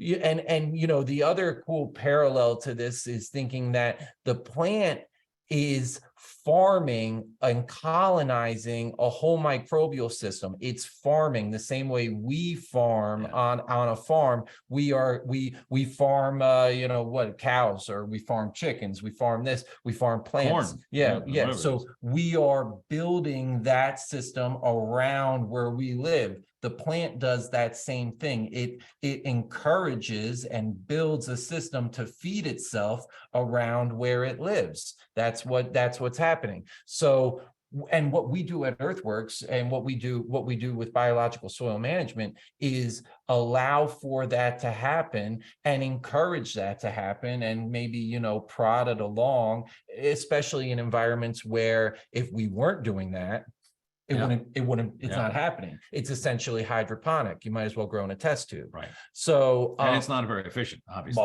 This is significantly more efficient. Yeah. And so why do we do our turf research in parts of in areas that really aren't representative? Okay. Okay. Anyway. Okay. So let's see. So it starts with the plant knowingly farming microbial systems around where it lives. And then then the plant actually takes in, engulfs microbes into its cell. And when those microbes are in the cell, the plant blasts it with reductive oxidative species. Basically, it uses material, or it uses oxygen to open up that microbe and kind of rob its guts, take nutrient out from the microbe. And certainly some microbes don't see the end of this. Their life cycles are only 20 minutes anyway, but a lot bacteria, but a lot do live through this process. And when they live through this process, they then exit the microbe. And all of this is happening in new root hairs. In fact, it's this process that is spawning new root development and growing new root hairs. So this is happening in new young tissue of the root system. So those microbes then go back out into the rhizosphere. They then go to work. They work just like the cows go to work for us. They go to work for the plant around where that plant lives, and they pull in more nutrient. They go through their life cycle, and this process just keeps continuing. It's a cycle. So if you look at this chart of his little color-coded I didn't realize that these were come on. But so there's the soil, there's the microbes in the soil, and now the plant's pulling them in, and then in this process they're literally harvesting out of, stealing the backpacks from the little kids, taking all the nutrients out, and then milking the cows. Or milking the cows. A better example. Or grabbing the eggs. Obviously, mine is somewhere else. Or going onto a school bus and grabbing backpacks, whatever it is, however you can get the nutrient. But then they let the microbes out, and that's where a lot of the root hair development comes from, is through that process. And Dr. White saw all of this underneath a microscope in his laboratory. That's how simple this was. And it really brought to the table a lot of us thinking that this process, this symbiosis between plant and microbe, we understood, but this really qualifies it. So again, we're learning new things on a regular basis. And this really just completely justifies biological soil management, because that's how the plant's getting a lot of these minerals, is making sure that we're remineralizing, that we have ample colloidal site, organic sites, that the microbes can kind of feed off of and expand from. And it really is a fascinating study. And it's the stuff we're into. Yeah, it's so you're listening to our little pleasure, Yeah. but it works. And even from a day-to-day process for a superintendent to understand that biological process, that symbiosis between plant and microbe is important. It brings a new appreciation to to managing the soil, protecting the soil to an extent, and just making sure that the microbiology is able to proliferate because you've created the environment, you've fed them, and now this process of rhizophagy works. And it kind of leads to our we came up with this concept of what's the bio value of your program, because every program, every superintendent is doing things that's not real good for microbiology, as we know. I mean, salt fertilizers are not great for microbiology. Pesticides are clearly not great for microbiology, but these are part of what we do. So what the bio value concept is kind of a pendulum. If we're pushing the pendulum into the not so good area a lot, we want to make sure we pull that pendulum back by buffering it with more carbon-based materials, promoting the environment, making sure we're aerifying properly. This could be a great conversation with your GM or your members about the importance of aerification. It's about making sure biology proliferates. It's bringing that bio value back to the side of the equation where biological activity is actually growing as opposed to being knocked backwards. And that's really all this is about, is making sure we're keeping the bio value of your program moving into the right direction and not moving into the wrong one. So it goes back to that question, is what's good organic matter and what's bad organic matter. I put this slide up a lot of times in classes, and I ask superintendents, if you inherited this particular organic profile, would you be upset? Would would this be good or would this be bad? And interestingly enough, and rightfully so, I think, many superintendents would say, I wouldn't want that. But if you look at this profile is a very, very solid profile. It's completely consistent. It's humus. If you look in this area here, you can see it transitioning even further. Obviously, this is a sand-built green. But one of the things I think is most striking of this is a profiler, and look at the root system. We literally had to rip the roots off of this profile in order to get this out. This area here is 10 years of growth on a sand-based green with lots of good aerification and top dressing, lots of carbon amendments, built with carbon amendments, and it's a very, very good organic profile. If you were to take this and run this through your fingers, it would just crumble. It's not thatched. It's not thatched. That's the key. And really, it's like you say, it crumbles. It is sand. That's a sand profile. Yeah. It's not like there's a layer. It's not like, oh, this is this on top of this. Right. No, it's a sand profile that is humifying consistently. And that humus is not like, oh, it's over here and not over here. It's consistent throughout, and right. it's going to work. But this percolates. If the 30 inches of rain an hour, boom, right through. It's not holding. I mean, do you manage it a little differently than you would if there was no organic profile? This is 10 years old. So a sand green is going to age, and this is a good sand green, a healthy sand green is going to age this way. It's holding more water, so you're not pulling hoses. Yeah. But when you are wet, you're going to spike a little bit more. You're going to top dress a little bit more because, yes, there's a little higher water holding capacity, but it's never going to be wet because you can see all that sand in there. It is not wet on top because it's not wet. No, you don't walk in mushy, because that's also not the way that humus works. Humus it's microporosity. It holds moisture that's accessible to these tiny root hairs that we're talking about. Right. We're not talking, it's not this thick, big Scotch Brite sponge. Right. This is a sand profile that works the way a sand profile does. And yes, you manage it differently. You don't have to chase it with a hose at 9 o'clock every day and wonder if it's going to wilt out by 2 o'clock on a hot summer afternoon. So yeah, this is what we're really striving for. You and I have been in a couple situations, and I'll mention no names, but where a superintendent built a nice profile and then left that property to another property. The guy comes back and he looks at this and he gets freaked out, and he pulls the grading out and pulls all that investment out of that soil, and then goes back to basically in nothing but a test tube and a sand-based field. This is a good organic matter. The ones that I've showed you, already, that thatchy samples, those are bad organic matters. And this is where the carbon to nitrogen ratio becomes really important. This is sand. I mean, that's one word you said, this is a sand profile. It just happens to have a lot of humus. And again, if you look at this closely, you can see how densely sand-based that is. And there's no layering here at all, which is really what we're ultimately. And you tell me, who do you think could do it better, nature and the way and 10 years of progress, or should we just, you know what? I think if we threw some peat together with some sand, we probably we get. We'll mimic Mother Nature with peat. Make it exactly like the sand. Exactly. It doesn't work that way. And again, needless to say, there's a lot of food stuff in here to keep these microbes going. And this transition is microbes continuing to grow. And in another couple of years, this profile would probably be humus down to here, which is good. And that's what we want. As long as it's working, it's breathing, and again, we'll spike it, we'll vent it, we'll keep it open, we'll top dress it, but we'll keep air going through there. But this is going to provide air support. It's going to really make things work.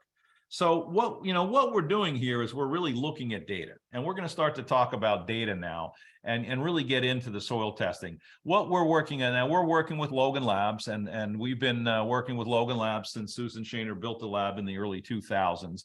And thankfully, the folks at Landscape Supply have been following us with Logan Labs support, and the data is phenomenal. Her work is extremely good. The one on the right is the colloidal test. That's the one that gives us the foundation. The one on the left is the paste. We'll talk about all of these. And in the middle is water, which is our biggest input. So this is the data stream that we need to understand in order to make the three-legged stool really be understood and work effectively. So we went backwards. We started with biology. I'm going to talk a little bit about physics now, and soil physics, and the limitations of some of the soils that we're working with. But again, remember, this conversation is chemistry affects physics, affects biology. We're just doing it backwards because biology is a lot more fun than physics and all the other stuff. Because he knows I'd be asleep by the end if we right, and everybody else would be too.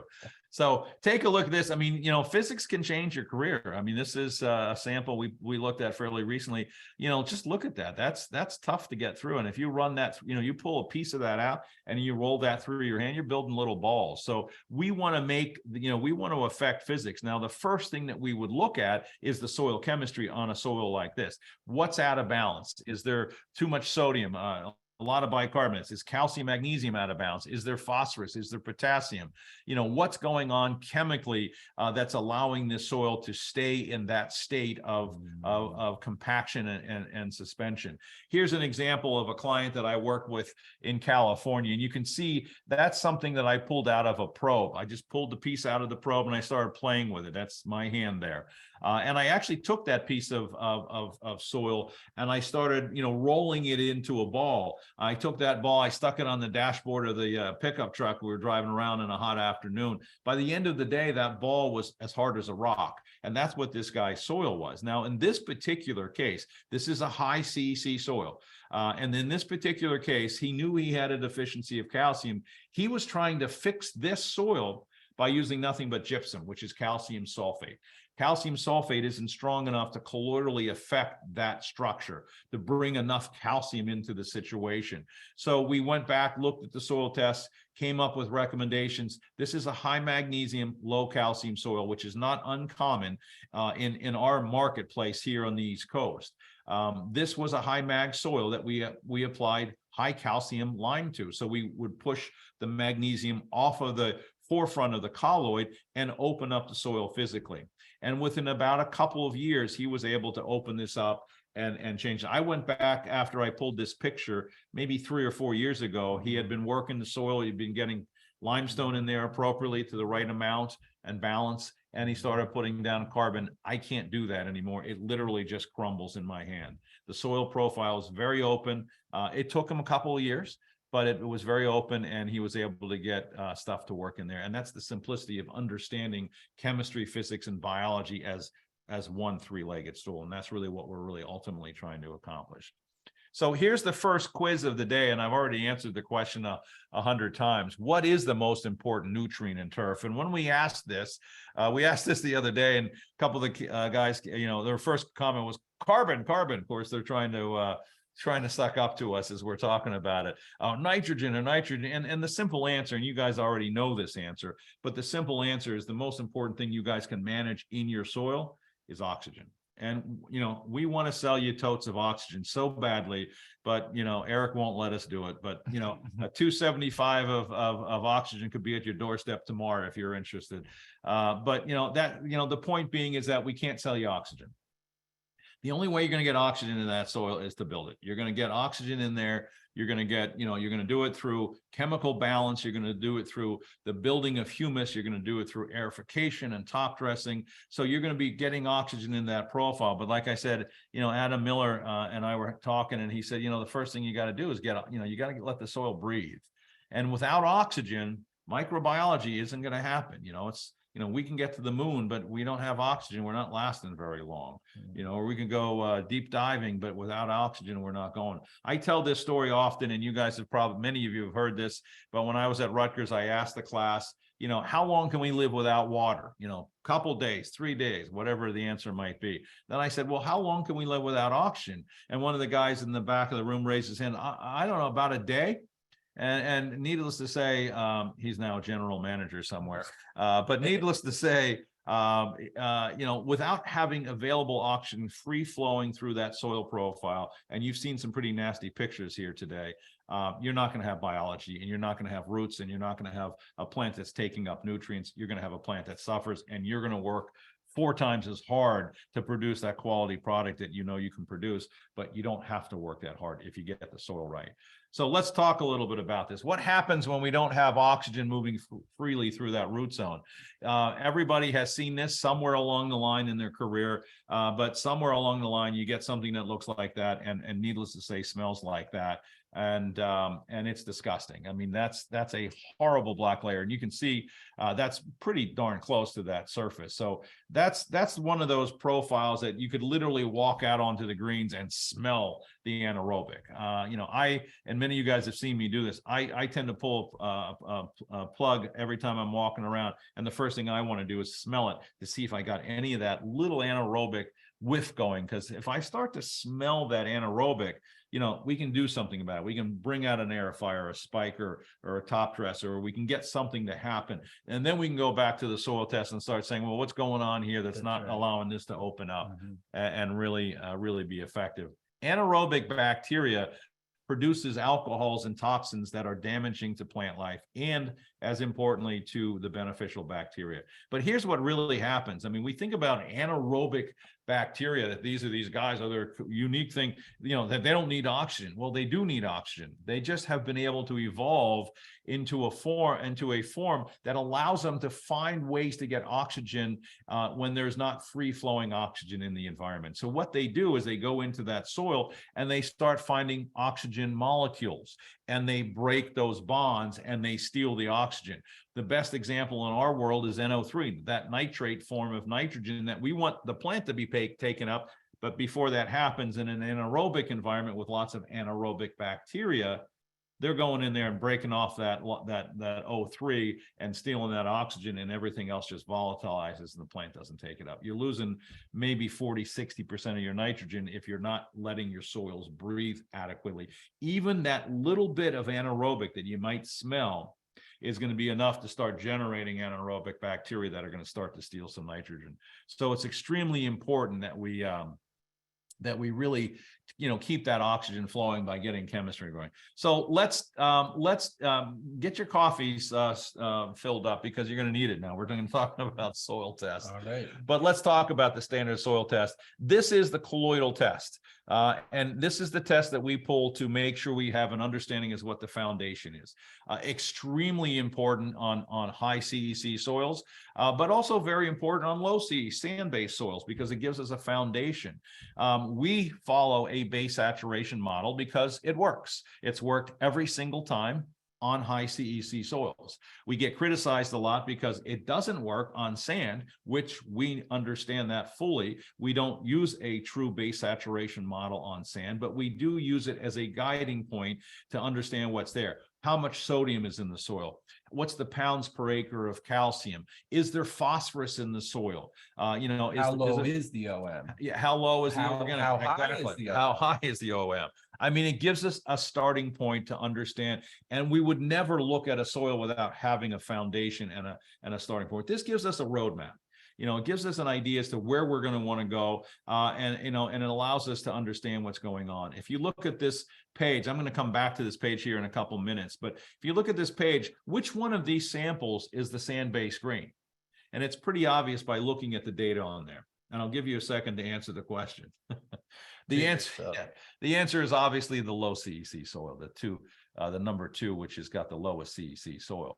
But that's you know, and you can see that there's just not as much nutrient being held on number 2 as there are on any of these other soil samples because the CEC is so low. The desired value on the Logan Labs test is based off of the mathematics that was pulled from the extraction of the nutrients and then establishing the CEC. The CEC is established after they extract all the nutrients, count them all up, and that says, okay, this many nutrients has a CEC of 12. Right.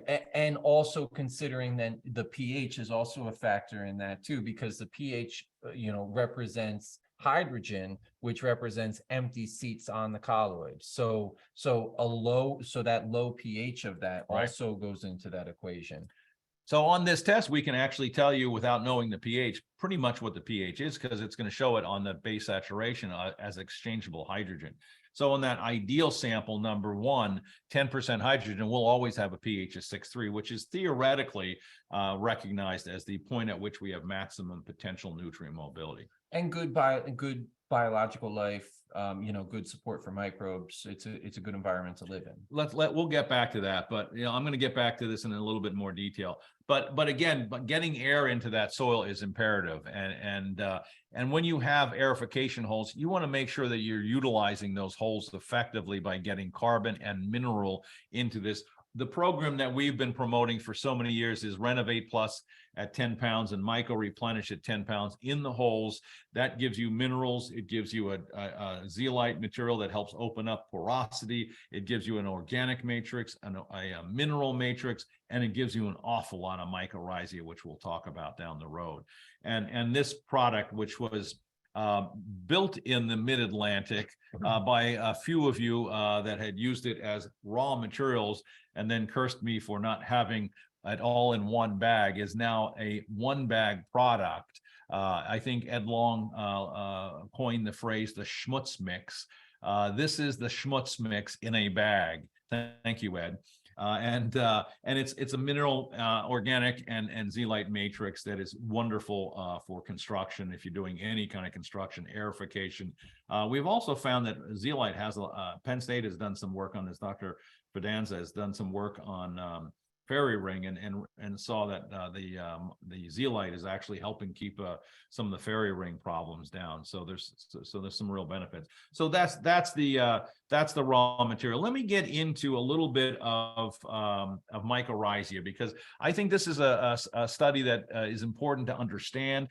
We've been a big believer in mycorrhizae for a very long time. We've had Myco Replenish in the field for pushing 20 years. We used to manufacture endo roots when they were working in our plant. They moved away, and my business partner came to me and said, hey, you know, you should really look into mycorrhizae. And I was, you know, fairly, you know, dumb about the idea, to be blunt.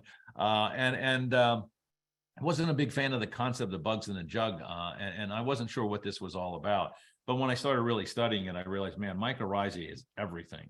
So let's talk a little bit about what mycorrhizae is. This product is rich in both endo and ecto mycorrhizae. This slide shows you what endo and ecto do. The endo mycorrhizae, which are important in turf, actually work within the cell. You can see the mycorrhizal fungi getting within the cell here and then extending out and creating a very extended root system.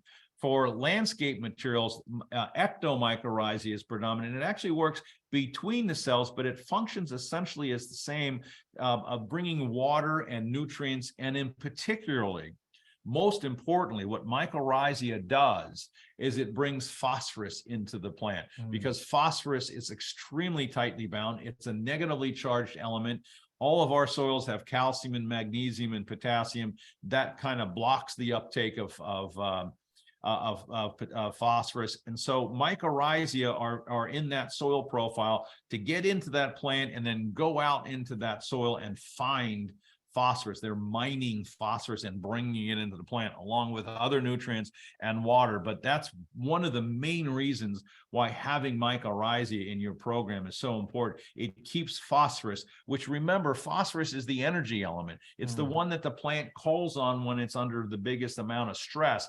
It starts to really say, I got, it's hot, it's gooey out here. I need a little bit more phosphorus to keep this thing going. And the mycorrhizae are down there to really help pull these guys in and make it really powerful. Mycorrhizae is the internet. It's the highway of the soil. It's where everything really starts to happen. It's the communication network between plants. Mycorrhizae fungi will work. With trees, mycorrhizae fungi can reach for literally miles and touch other plants. Mother trees can find their offspring in the forest through mycorrhizal communication. It's pretty fascinating.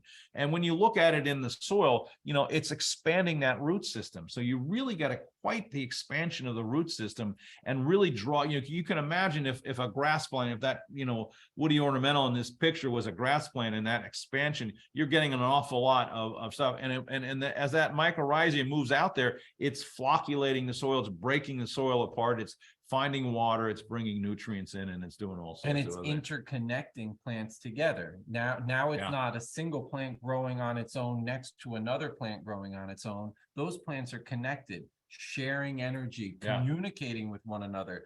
The part of the green, or the part of the field that is under shade or has root competition from the tree, is now benefiting from the other plants that are in a better growing environment, because they're interconnected. It's very cool. So here's what mycorrhizae does. And I talked about glomalin. It was discovered by Sarah Wright, a researcher at the USDA in Beltsville in Maryland, in 1996. Many of us were in the business when this was being discovered.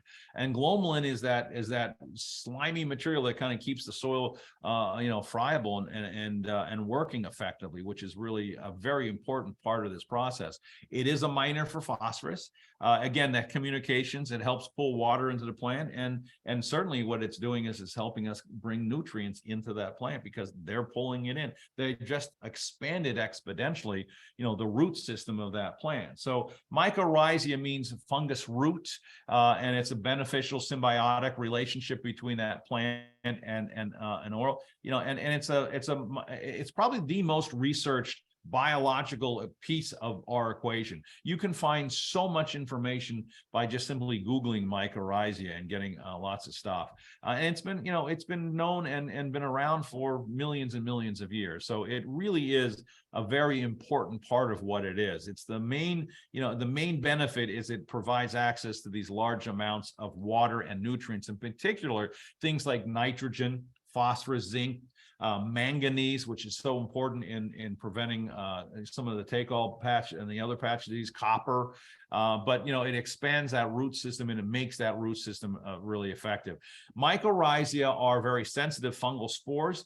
The way we apply them is through dormant spores on the granular product. And once they hit soil contact, they become undormant, they break open, and then they start doing their thing. So these products are best applied to soils, into soils, in aerification under sod and construction and things of that nature. And it just works incredibly effectively well. Did I miss anything? No, I mean, my favorite thing to call them, it's the biological starter fertilizer. That's right. Yeah, and it is. Yeah, because it establishes. It establishes. And what are we after with starter fertilizer? We're after establishing and growing roots. this is growing roots. And interestingly enough, if you have mycorrhizae in your program, you're putting down a lot of soluble phosphorus, you're actually shutting down the mycorrhizae. You don't need the soluble phosphorus to the extent when you have mycorrhizae in there. And in fact, it'll slow down. Mycorrhizae's job is to bring phosphorus in there. And if there's phosphorus introduced through an application, then they're going to just not work as hard, because that's what they're doing, is trying to find phosphorus. So we can keep our phosphorus levels down, protect our soils, the waterways. Obviously we need phosphorus. We need the phosphorus. And Lawrence talked about this in the podcast this week. Phosphorus is attached to organic compounds in the soil and is only really mobilized effectively through biological activity. Right. Think about calcium phosphate. That's bones and teeth. Bones and teeth. Right. and they don't go away. Right. You come, hopefully. Yeah. You come across them and you come across skeletons, right? You're like, they don't break down. Right. Exactly. If you haven't seen this documentary, I encourage everybody to look at it. First of all, it's fascinating photography. If you happen to have a friend that likes to partake in the illegal weed, it's a great way to watch this because it's so well shot. It gets into the whole contact of mycorrhizal fungi and how it communicates within the soil. It's about an hour and a half. At the end of it, it starts to talk about psilocybin mushrooms and how they're theorizing how the human brain was expanded by all this. But it's a great movie to talk about mycorrhizae. So I'll leave it at that. The artwork is spectacular. Yeah, and it really, everybody in our industry should see it. It's right, because it throws some imagery to what we're talking about in terms of this hyphae system underneath the ground. Another great one to reference is Avatar. Remember Avatar? Exactly. When they like pull their big tentacle and connect to the mother tree? It's mycorrhizae. That's what it's about. What is there now? You're getting out there, but yeah, you're right. It's good. This is glomalin. So this is a picture of glomalin working in the soil profile. And you can see how it attaches everything, keeps everything connected, keeps moisture moving through there.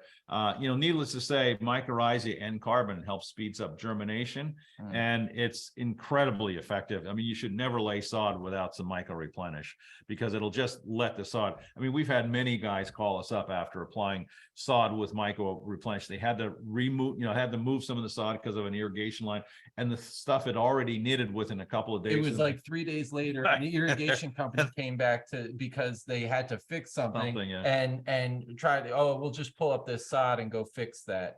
Well, they can't pull up the sod. I'm like, okay, get the sod cutter out, because don't bitch about us if it works. So that's what's the other one with the petunias? I had a landscaper call me up in the fall, and he was pulling petunias out of his beds, and he had put mycorrhizae, myco-replenish in there, and he was bitching because the petunias were so well rooted that he had a hard time pulling them out. So, but that's what we want. I mean, and he was obviously kidding, as was the sod guys, but that's what it is. I'm actually running slower than I thought, so I'm going to go through some of this fairly quickly. Let's talk about the soil test, and let's get into what the soil test really is all about. And the standard soil test is where we typically start. This is the data profile that we're working with. Using the standard soil test, we're going to talk about the paste extract, and certainly we're going to talk about water. Here's Logan Labs out north of Columbus, Ohio.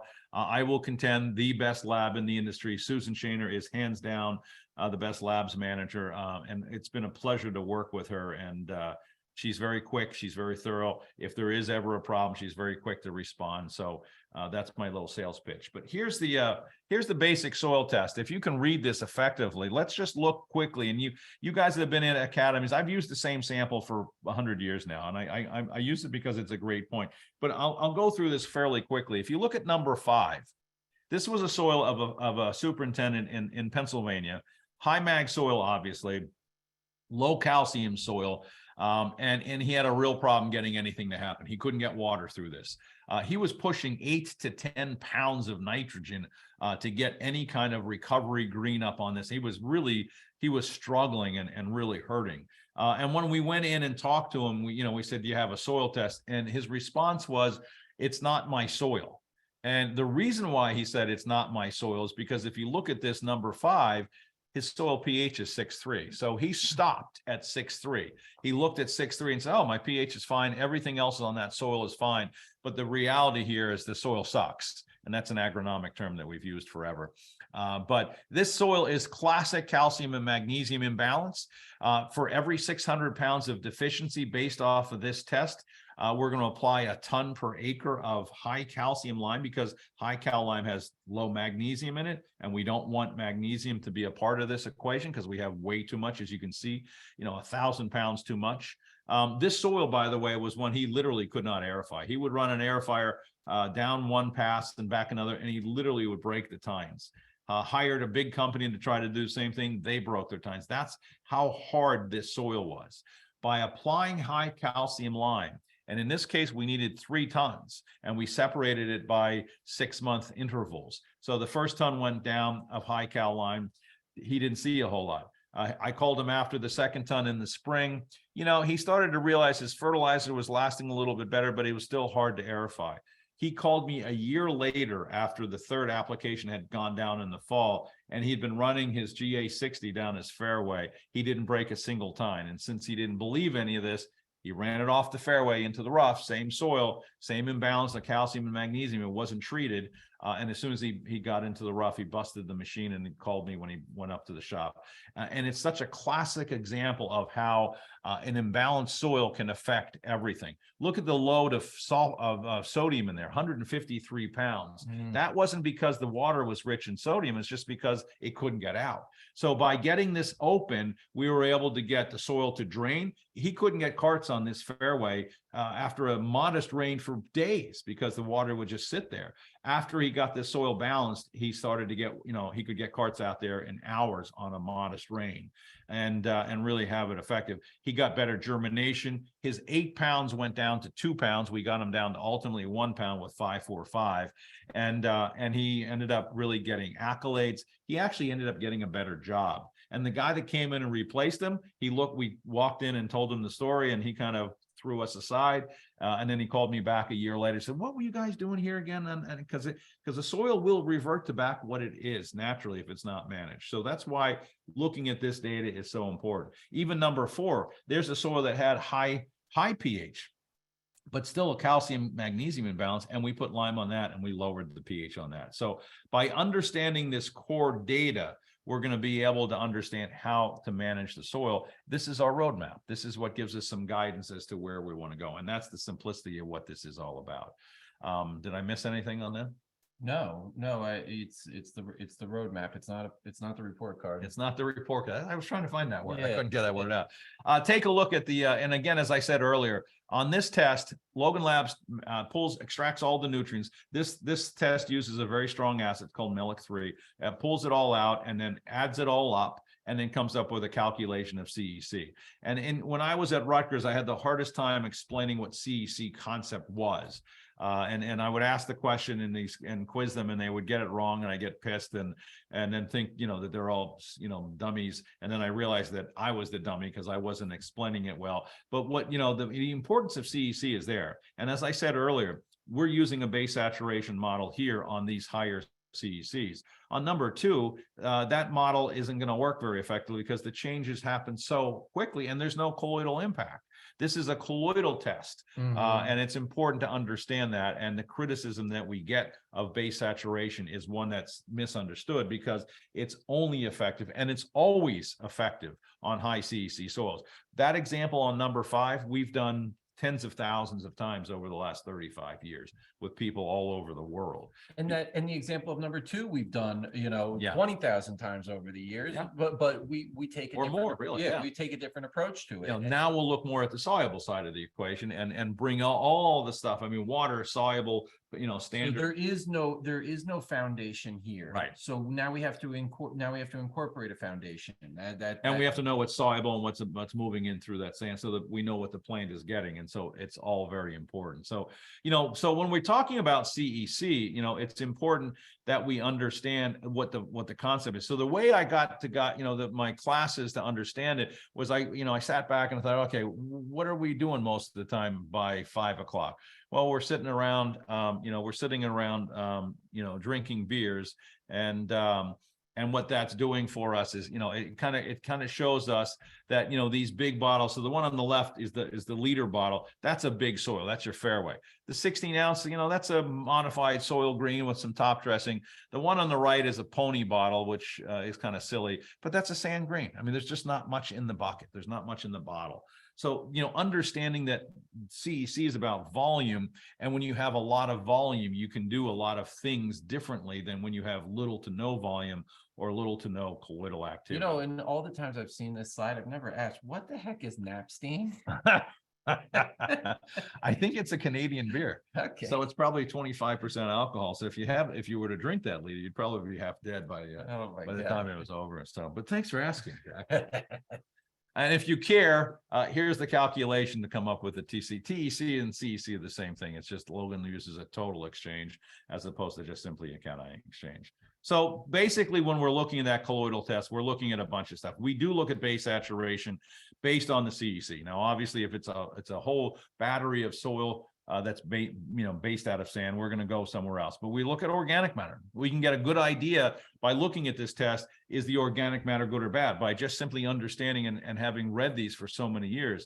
I don't want to see 4% organic matter on a soil green or on a sand green. I don't want to see it on any environment on a playing surface on a golf course, because it probably suggests that we're not digesting effectively. Biology isn't strong. And so we'll start peeling back that onion and start looking at it. Obviously, the pH is important, but what we want to ask with pH is, why is it what it is, not what is it? That example I talked about, number 5, pH was perfect, but the soil was god awful. So we got to be really able to manage pH effectively. And those of you guys that might be listening in the Midwest that have sand-based greens, they're calcareous. You're never going to get a pH of 6.3. Don't even bother. Understand what the limitations are. One of the big limitations on high pH soils is that trace nutrients won't mobilize well. So you must have traces in the spray tank on a regular basis, because you're never going to get a pH of 6.3. Putting sulfur into that soil environment is going to be very short-lived, very expensive, and it's very caustic. So it's not a good solution, and I think we've proven that over the years. We do look at the anions, the negatively charged elements, the phosphorus and sulfur. Make sure that there's phosphorus there. I want to see 200 pounds of phosphorus on the colloid. I'm not going to see that on a lot of places. I'm certainly not going to see it in sand, but I'm going to understand what that limitation is. I want to know what the cations look like: calcium, magnesium, potassium. Are they imbalanced? We've seen some folks talking about limited levels of nutrients, and they across the board suggested 350 pounds is all you need of calcium. That's dangerous. I mean, that doesn't make sense. If you have a really high CEC soil and you have that little bit of calcium, you're really deficient. If you have a sand, maybe it's okay. You're gonna have a pH of 3.5. You're gonna have a pH of 3.5, and you're gonna, aluminum is gonna be toxic. I mean, it's, understanding how a soil works is really what it's all about. And obviously, CEC changes a lot of that. Let's talk a little bit more about alkalinity. Again, that on this test at 10% hydrogen, we're always going to have a pH of 6.3. And again, you guys on calcareous sands, you're never going to have a pH of 6.3. You're going to always be in the 7. So understand it, live with it, manage around it, and make it work for you. You guys have all seen this chart. The point of which we have maximum potential nutrient mobility is 6.3. Anything to the left of that on this chart, you're going to lose your macros. Anything to the right of that, we start losing trace elements. So pH is important, but again, we may never be able to change it within the soil structure that we have. So we have to manage it nutritionally around it, and that's really what we're doing. And understand too, biology is affected by pH. If you look at this chart, you get up into this area, you got some really caustic stuff like bleach. Down here, you get some really acid stuff. Microbes aren't going to live well in a lemon-based environment. I know if I drink too much coffee, my gut gets really sour, and I'm knocking out a lot of the biology because it can be very acidic. So understanding the impacts not only to nutrients, but also to biology, is important. But this is the question that we ask when we talk about pH. Why is the pH what it is, not what is it? What's driving the pH? And the soil test will show you what's driving it. Because if you have a balanced soil on this model, 68, 12, 5, 3, 2, 10, you always have a pH of 6.3. Now, again, not every soil can do that, but we can at least understand on a calcareous soil, what's driving the pH is calcium. On these magnesium-rich soils, what's driving the pH is magnesium. You go down into the south, it could be aluminum, it could be phosphorus, it could, or excuse me, potassium. It could be almost anything that's going to drive and move the colloidal imbalance around so that hydrogen doesn't have a place to hold. So ask the right questions and manage it appropriately. And as we said with organic matter, we look at this very, very early on when we study a soil test, because it gives me an idea as to soil biology, and it makes some things happen. Mm-hmm. And again, we can't answer the question, what is good organic matter and what's bad organic matter? This is good organic matter. This is organic matter that really works for us.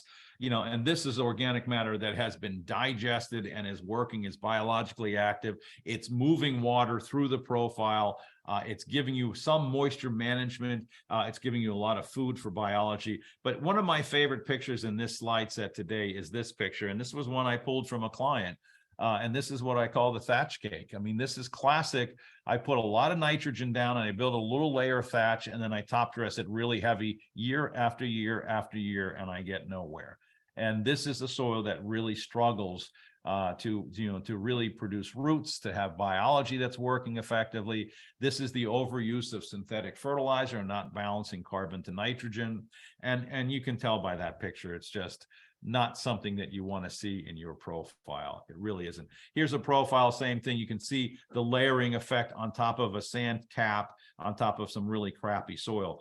This is some work to be done. Now, the first thing that has to be done is we got to get this balanced up on top, get the thatch taken care of, digest it all, and get some things in it. And the way we digest it is through soil biology. One of the ways we've been doing this really effectively is our biggest selling product, C3, which is really quite a powerful tool that helps keep thatch going. It's not a product that we typically recommend on greens or tees, because we've got better products that'll be bigger and more complex and be able to really break down the big thatchy areas. But man, on fairways and roughs and sports fields, this product has been a huge home run for us, and we've seen clients all over the world now using C3 quite effectively. And as you guys have heard us talk, and Jack saw it really first, we're seeing earthworm suppression with, we don't know why, but guys that have been using it in fairways haven't seen castings. Yeah, not everybody, and we, like you say, we don't know why, and it's not as if we're killing worms, but they don't come up dead like you see with some other controls. Yeah. But a lot of guys have a big reduction in the worm casts. Yeah. I mean, we've been on properties where you virtually seeing no castings, and it's a matter of consistency. You need a couple applications. It needs to be consistent. It's as simple as a gallon per acre. I mean, Jack likes to say it's easy and effective. It's the easiest product we have. That's right. But it's really pretty powerful, and it's a great carbon addition to any spray tank. It's wonderful for fairways and sports fields in the thing, and it's as simple as a gallon per acre. It's very complex. It's not kelp meal. It's not, it's not a worm tea. It's a combination of all of those things. So it's extremely dynamic. So to think that you could replace this with a kelp or a worm tea product, you're not going to, and you're definitely not going to get the worm suppression. Here's one of our landscaper sent us this picture. He had drenched that holly on the left with a 5% drench of C3 in March, and the picture on the right was taken in June as recovery occurred. And it was pretty striking, and it's one of the first things that we saw. Yeah, it's cool. This is the approach of activating the soil biology, of having a eco-adaptive approach in formulation. Right. This is what we're after. Yeah, this was really the first really eco-adaptive. C3 is essentially the base of all the earthworks liquids, and then we layer in a mineral like calcium for CalVantage or magnesium for MagVantage, phosphorus, and potassium for Trilogy. So I mean, we have this wonderful base, and then that feeds microbiology. It's full of that, what we call that biocharge, and it really makes that soil work. But we're after the nature's proportions, right, of particularly trace nutrients, right? Eco-adaptive. Yeah, that's right. Perfect. One of the things that our products are very, very, very rich in, and Jerry was very adamant when I started this business, was we have lots and lots and lots of these minerals, trace elements. You know, as you saw in that one chart I showed earlier, there's as many as 70 trace elements in all these liquids because we're using so many different dynamic raw materials that brings amino acids and minerals to the equation. And again, you know, we list what, 6 trace elements here. We need 70. You know, we need more than that, and we need it on a regular basis. These are the big ones, and we need them. One thing I will say is that if you're a big iron user, you're going to shut down the stoichiometry, as Jack likes to say, of what's going on there. And what we want to make sure is that iron isn't shutting down the mobility of manganese, copper, and zinc. So if you have a lot of iron on your colloid, or you're a big iron applier, be very careful, because it will shut down mobility of other trace elements, and you won't have that wonderful balance. So things will, you know, really start to be problematic. So pay attention to traces. Probably the best way to get them in is through application. Hey, Joel, we've got a question that popped in a few minutes ago. And Brandon Decker asked, would you recommend the tree drench product for fruit-bearing trees that are struggling, or use a different product? No, I C3 would be wonderful for fruit, and we have a lot of we do send out to a lot of agriculture. It's a product that we do get out there, and it is our arborist product. Yeah, it's our arborist product. So yeah, it would have no impact negatively on fruiting. So it would help at any time of the year. Actually, it would be a good idea to just drench, that kind of a high value product plant material. That should have a drench probably once a month, just to keep biology working and making sure that that fruit is getting what it needs, at the level that it needs it. I mean, there's nothing worse than a mealy, apple or pear, and that's still all soil biology ultimately. So yeah, absolutely. It works wonderfully for that. Right. And when it comes to, particularly in crop production like that, you to get that full nutrition out of the fruit, you need to put a full array of elements to it, of nutrient, and that's what the eco-adaptive approach is about. And C3's got those 70 minerals in there, so it's getting a lot of trace elements, and it's feeding the biology, and it's helping bring all that biology to that root zone like we were talking about, because it just aids that support system. So yeah, it's very effective. Let me talk about water-soluble paste extracts fairly quickly here and go through this. If you guys have not been working with one of us through Landscape Supplies team and Earthworks on a water-soluble paste extract, I would strongly encourage you to start playing with that, because what this does is it shows us of what is available on the colloid. Here's what can be, of what's there on the colloid. Here's what can be solubilized fairly quickly. So the analogy that we like to use is the soil test. The standard soil test is our freezer. This is our refrigerator. So what's going on here is that, you can't go home after a long days of work and go into the freezer and pull out something and start eating it, obviously, because it's frozen. But you can go into the refrigerator and pull out, some bologna or some Chinese food from last night and make that part of your meal and get some energy out of that. So that's what we're looking at here. Now we're starting to look at what's really mobilizing within the soil, of what's on that colloid. How much of that stuff can the plant really take up? Because most of what's on that standard soil test is tied up, it's locked up, and it's not readily available. So let's look at this data. So what the test looks like, it's very similar test. It is a soil test. So it's testing your soil. Instead of using that strong acid, what it's using is deionized water. And what it does is it just washes the water over the colloid. And by doing that, it breaks free a lot of the nutrient, and then we can add it up and count it and see what it is. And we can start getting an idea. One of the things that I like to really do on a regular basis, and I do this with a lot of folks in the Mid-Atlantic, and I would be happy to do it for anybody, is to do a monitoring program where we take 1 or 2 greens, for example, especially on sands. We take 1 or 2 green samples every month and test it. And then we start building a data stream that allows us to see what the peaks and valleys of the season looks like, because you're going to see movement of solubility from spring to summer to fall, obviously to winter. But those we want to know come April what's going on with phosphorus or calcium, so that by June, when it really becomes hot and gooey, we're set up for success. And that's what monitoring a program like this can really bring to the table. So when we look at this test, what we're looking at is a few things. The first thing that we look at is the bicarbonate and sodium relationship. Bicarbonates are that residue of the water, the irrigation water, that can literally seal the soil surface and prevent air and water from moving through. And since we've been talking about air and water so much today, we know that affects soil biology. If biology dies underneath that sealed area, it no longer can produce glomalin. It can no longer, flocculate the soil. It can no longer mobilize. It becomes hydrophobic. We end up with a localized dry spot. And it can be quickly, directly related to the level of bicarbonates, which we can identify by looking at a paste extract.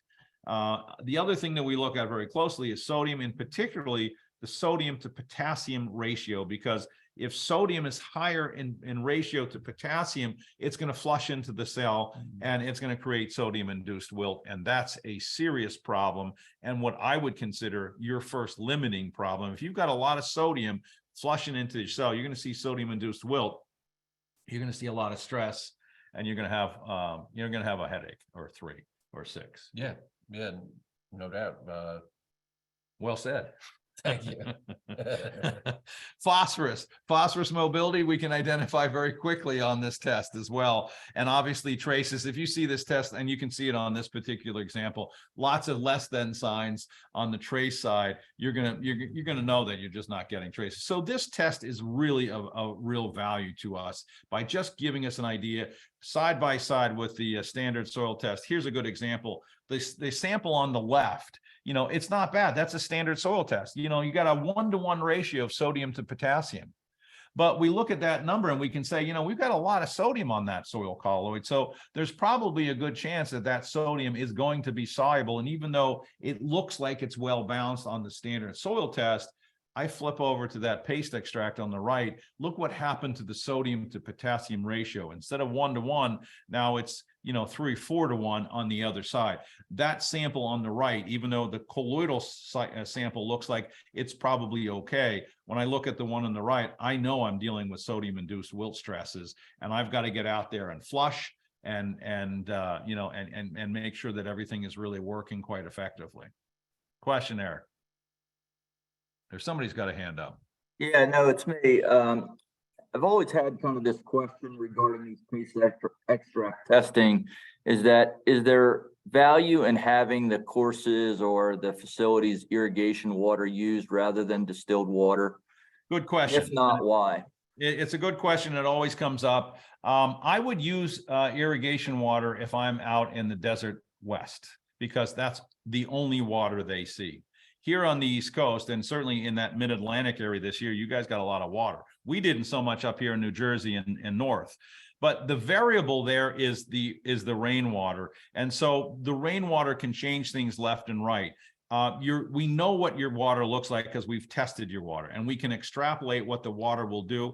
But by having just deionized water in these areas where there is rainfall, gives us a standard that is consistent and there's no variable. So I always recommend DI water in areas where, in the parts of the country where there is rain. Again, maybe in Las Vegas, we might not, we might use the irrigation water. It will throw this off radically because their water is so god awful. But out here, I want consistency, and I can look at the paste, and then I can extrapolate what the water will be doing to that paste. And if you really want to, at some point, run a paste extract with your water, and you will see what the water influence is that. But the water will change, and then rainwater comes in and flushes it all out. So to be consistent in areas where rain is prevalent, having a deionized water is, I think, very, very important. Another question came up is about ideal ranges for some of these nutrients, and really I kind of, when that comes up, and when I'm looking at these, when I'm talking about finite numbers as to where do you want to be, I guess the first place I go to is the contaminants more than sodium bicarbonate. Yeah, more than the nutrients, because I'm also considering, well, hold on, we got a fertilizer program too. We are spoon feeding. It's not like the plant is solely going to live on nutrient that's coming off of this soil. And we have a whole biological system that's delivering nutrients. Moving nutrients. Yeah, that's what something we focused on really hard in the beginning of this talk. But let's talk about some finite numbers on this test, because there are certain areas where we do find finite numbers that we can use.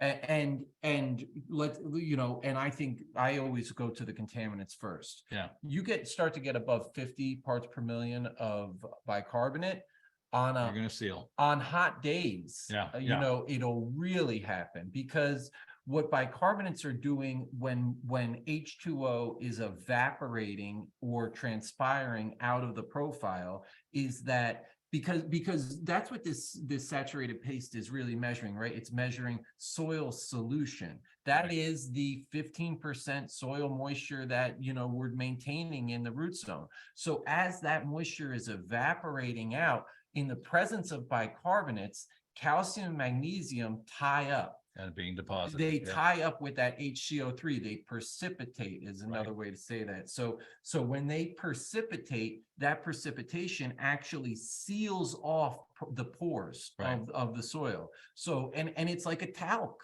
I know that there's folks on the call that have seen that. Yeah. You see that that crusty talc. Another place to look for it is like on the creek bed, when on a hot day, when the water is evaporating off of the rock, you'll have residue left on that talky powder. So that's what's happening in the soil. And so a finite number above 50 parts per million of bicarbonates, that's start really looking at threshold where particularly on hot evaporative days, you can run into problems. And one of the great ways to affect that is to just get out there and vent. I mean, use a verticut or a Sand Pro spike or anything that'll just break a half an inch of the soil surface, can break that. Well, I love your term, the talky, that really fine material that falls in between everything and seals it up. The other thing is sodium. It should be probably less than 20. On this test, I went back to this slide because you do see an ideal number here, or an ideal column. Much of this is made up. I don't ever see 40 ppms of calcium. If I see 20, I'm thrilled. But I do want to see potassium, moving into the double digits. I want to see magnesium and well into the double digits. Potassium, a lot of times with sodium issues, and I'm going to talk about this here. Actually, the ideal to look at on that, or talking about what you want to see is ratios, is proportions to each other.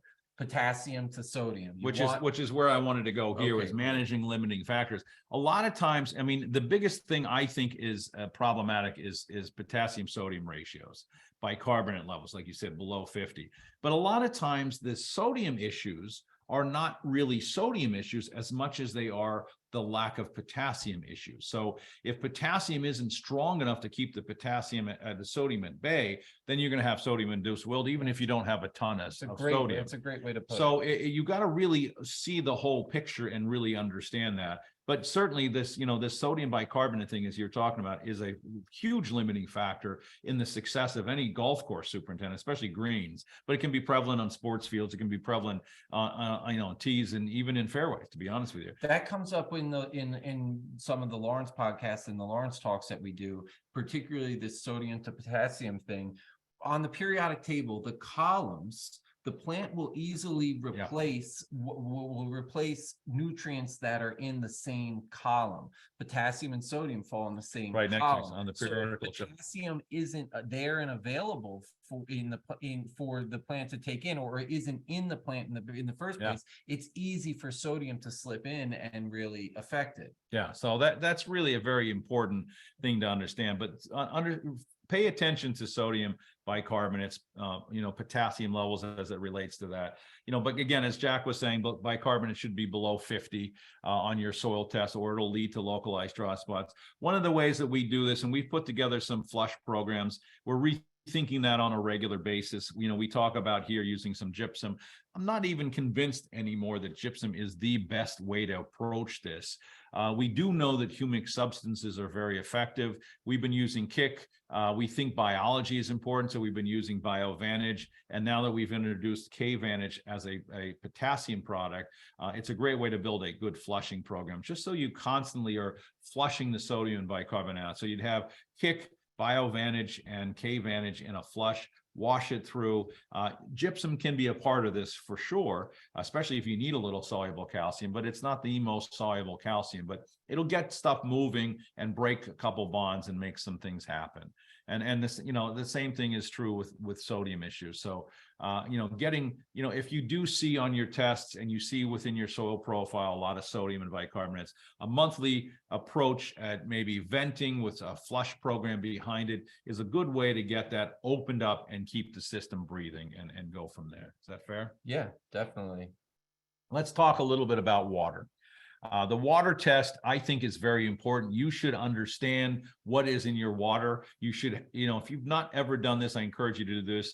I would encourage you to test your water this spring, this summer, this fall. If you, got a mild winter like we seem to be having now, and you're still irrigating, in the winter, but certainly the first 3 seasons, because the water will change. And this is your biggest single input. Whatever is in this water is now sitting in the top inch of your soil profile, affecting it. Things like bicarbonates, sodium. It can be a stripping water that can take nutrients away if it's a very clean water. So understanding how to read this water test is important. And there's some real basic things, but again, we're going to really start with the salts because those are the most limiting factors. But if you look at this test, this particular one, you can see right away, sodium is the predominant mineral. It's 22 pounds per acre versus the next one, which is 12. So we're going to have a lot of sodium coming into the soil profile on this soil test. It actually happens to, because the cation anion ratio is below 1, it actually has the potential to still steal some nutrients off the colloid. But the bicarbonates, look at this should be less than 120. So this particular water is bringing to the table a lot of sodium, a lot of bicarbonates, a lot of headaches, a high pH, and a high pH, a 7.7 pH. And on a sand root zone, it is going to quickly mimic. It's going to start to look like that. Exactly. The soil test is going to look like that. So you can kind of see it. But let's talk about the salt. So here's some quick mathematics as we get closer to lunch, and everybody loves math. But if you look at water, if you say, for example, you're using 2 million gallons of water over 7 acres. That's where this little equation came from. That's 286,000 gallons of water per acre. Divide that by 27.1545, which is per acre inch. Then you've got 10 inches of irrigation water per acre. You take that 10.5 and multiply it by this number here, which is my salt concentration, 221, and that mathematically comes out to over 2,000 pounds per acre of salt that you're putting down on your property. It's like taking a pallet of salt and spreading it out over the property once a year. I mean, you wouldn't do that, but that's what's happening here. Now, a healthy biology can buffer a lot of that. Carbon inputs can buffer a lot of that. Flushing the soil is going to help you buffering that. Keeping the soil aerated and breathing is going to help a lot of that. And again, if anybody's giving you a hard time about aerification, talk about stuff like this because it justifies the necessity for spiking, venting, aerifying, and all those kind of things. A healthy soil can buffer it. The one on the right only has, 10,000 gallons of water. There's only 6 pounds of salt on that, with very low salt index. But the one on the right has a fairly modest amount of salt, 215 pounds per acre. But you run 10,000 gallons of that water, you're going to have an awful lot of salt in there constantly being fed into that soil profile. And again, we're not necessarily suggesting you're going to treat the water because it's expensive and not justifiable in most cases, but you can build programs that buffers you around it.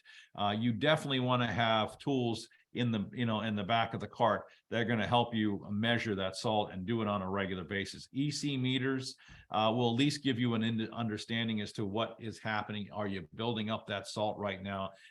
Maybe the frequency, because you're in a hot, dry period of the year, your frequency of flushing and venting has to increase, be tightened because you're getting so much more concentration in there. These kind of tools can help you understand that and understand, again, prolonged periods of drought, where you're pouring a lot of water from the irrigation tank.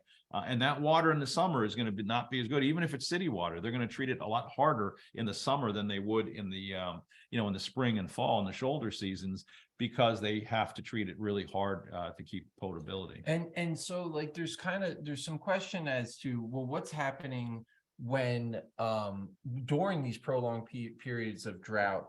or when either A, you can get some rain, or B, it may be a combination of both, that you can treat with something like an earthworks rinse-in program, so that you get a big plant response, Right. because you are Right. alleviating this sodium and bicarbonate Yeah. issue. You're activating that soil biology to start feeding the plant, Right. start feeding the plant again. It's a question came up about ENR on the soil test, the estimated nitrogen release. Really Not good. It's really a formula based off of solely organic matter percentage, right? And it's for corn growers. It's not anything. It's really not effective for us at all. But that ENR, or that response that you're getting from freeing up the soil from the chains of bicarbonates and sodium contaminants, is really more from freeing up it being held back by those contaminants. It's not necessarily from, the organic matter is now releasing. It's that soil microbes are working, and that the plant has been starved by it's like Jacob Marley swinging around with the chains, right? You can't get rid of them. So They're getting punchy. So yes, it's freeing up from those chains that are restricting growth. Yeah.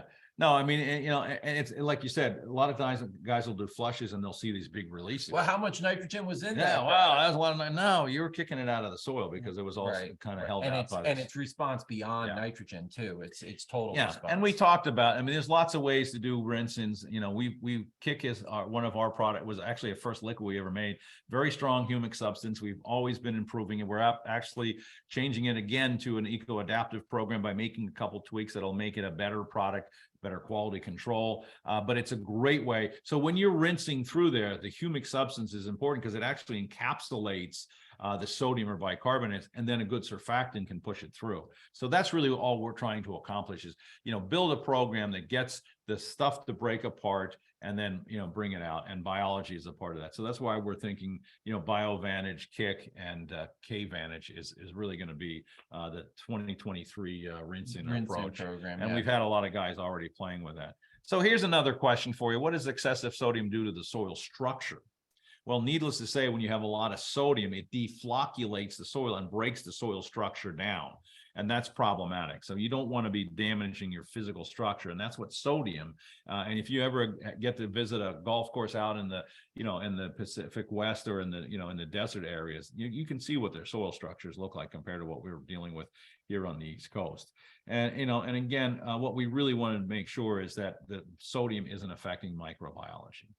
So some of the quick solutions that we'll wrap up with, obviously we're talking about keeping carbon into the soil so that we've got biology. But let me talk about one of the most important parts of this carbon-based fertility. And this is something that a lot of people don't understand. And it's really interesting. I just get incredibly frustrated by, people going around and saying one of my favorite myths about, carbon and all these things is that, they won't react until the soil warms up. There's, a lot of folks running around and say, if you're putting down anything carbon-based, it's not going to do anything until June. Then it'll all kick all out at once and you'll have all these problems. And it's like, if that was true, I would have been out of business 35 years ago. It's not true. In fact, the carbon warms up a cold soil. Having good carbon base in there with a good strong humic substance allows us to get, the first green up and the last green out at dormancy in the fall. It doesn't kick out in June. That's just absurdity is really all that is. Biological activity is constant and it works steadily and it's working for you. One of the most important foundations of that from a product application standpoint is these humic substances. And again, they are not plant food. They do not feed the plant. They basically are structural. We are a proud member of what is called the HPTA, which is the Humic Products Trade Association, which is an association of scientists that was partially established by our chemist, Lawrence Mayhew, to basically prevent people like us from selling you guys a bunch of snake oil. And that's, that was the classic word of humic acids back in, when we started, it was snake oil. I remember a professor getting up and say, well, I don't know what this Leon Dite stuff is, but a friend of mine told me it was coal dust and I don't know what coal dust does. It's not coal dust. It's beyond that. It's the final breakdown of carbon. But as an HPTA member, we have to prove that the materials that we're using are in fact humic substances. There are materials out there like lignosulfonates that are not humates. They don't have the structural integrity. They don't have any nutrient sustainability. Humates They break down very quickly, and they don't provide much. Stable. These aren't going anywhere. So what a humic substance does is it doesn't feed the plant, but it makes the feeding better. If you look at it closely, it looks like this. This is a micron telescope, and it has all these little nooks and crannies that water can find and that microbiology can find. So really what it is for microbes is it's a housing unit.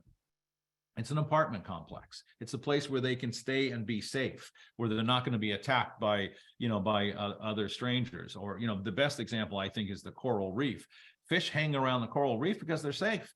There's food deposited there. When the sharks come by, they can go sneak into the coral and be hidden, and the bigger fish can't get them. I mean, that's what we're doing with humic substances. We're using it as a foundation to help stabilize our products, but we're also using it as a physical amendment, if you will, as a structural amendment in the soil to help really get the soil to create a biological environment and support biological soil management. I know you guys are all big into biochemistry, so here's a biochemical slide. But if you look at this and compare this to even a biochar material, biochar is inert. It has the chemistry, it doesn't have the interaction with minerals.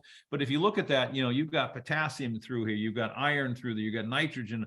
This molecule, and there is no one structural molecule. So if anybody comes to you and says, oh, well, this is what our molecule looks like, it's a changing molecule. And by the way, humic substances are used at very low rates. If somebody comes in and goes, well, mine's better than his because it's 85% humate. It's not 85% humate. Based on the HPTA testing models, the only as high as we can get is maybe 10%. And we're not even using that strong a concentration. We just want it to be a part of a complex so it can help structurally keep the product together and then work in the soil and help flocculate the soil. That's what humic acids do. They also help to adhere to the surface of sand particles, pulling the sand together. So this is a big backbone of what we do. It's been something we've been doing since day one. Having Lawrence on our team, who is generally recognized as one of the premier humic substances experts in the world, has been really important. And he's part of the, the HPTA program. He's constantly seeing new humates coming through, and he's often coming in and saying, hey, I just saw this new product from a deposit somewhere else, and it's a really good product. I'd like to incorporate it into some of your liquids. So we've been making those kind of changes consistently without even sharing that information. But I think you can, based on what we've been doing, you can be assured that we're going to bring the best products. The HPTA forces our hand on that. So, but humic substances, which is really the term, are incredibly important in everybody's program, which is why you're seeing the Andersons. And there's probably not a company in the country now that is not using some level of humic substances, because they work, they've been proven. They're not the snake oil that we were told they were back in the early 90s. Right. I'm looking at this picture and thinking about that profile of the sand profile that was humifying from the top down, and you say humic substances really pull sand together and make it work effectively. Let's talk a little bit about the difference between humic substances that we're talking about in our formulations and humus that we're building, the humification process in the profile. Really, it is the humic substances that we're using in the formulations are a shortcut to the building a foundation, humification of a profile. Yeah, because they're a mine material from their deposit of basically a humus, or a living structure or a living organism that was humifying and that got compressed and deposited and pushed together over eons. over time, got some oxygen in there. So it became an oxidized lignite, which became very powerful for biological processes. Right. They can use that oxygen. And now we can use now because it is deposited in one spot and it's super concentrated, we can mine it and then spread the wealth into formulation. So it's a bypass for what nature is doing, all the time. And we're using that bypass. And think of, the environments that we're growing in, these not real environments, like you said, sand, even in the soil environments, we've been pushing them. We've been running so many people over them. We're pushing Mother Nature so far. What the humic substance does is it brings back now the stability that Mother Nature had built over centuries into our not so real soil environments, and allows us to have a place where microbiology can be safe and proliferate and have babies and make more and more stuff happen. Or into our formulations, which again are a bypass. Fertilizer, it's a bypass. And so now we're doing it in an eco-adaptive way because we're mimicking nature. And that's a good segue to the end of this talk, is that, this is what we've been doing for all these years by making all of these products that are biologically active, mineral dense, bringing all that material to the soil. This is the babies that we've been producing for so long. 545 was the first one. So many of you guys have been using that over the years. And it's still the best product we have, because when you put down 545, you're bringing an awful lot of mineral and a lot of carbon to the table. You're putting 10 pounds for half inch or for half pound of nitrogen of minerals and compost. For example, when you use the 1025, which we think is a wonderful product to give you a little methylene and just a touch of ammonium sulfate, but it's a bridge product. So when you put a half pound of that down, you're putting down 5 pounds of products, 2 of which are synthetic nitrogen. So we're only really getting 3 pounds of that carbon, but we're still getting a pretty good carbon to nitrogen ratio. 822 we built for fairways, for sports turf.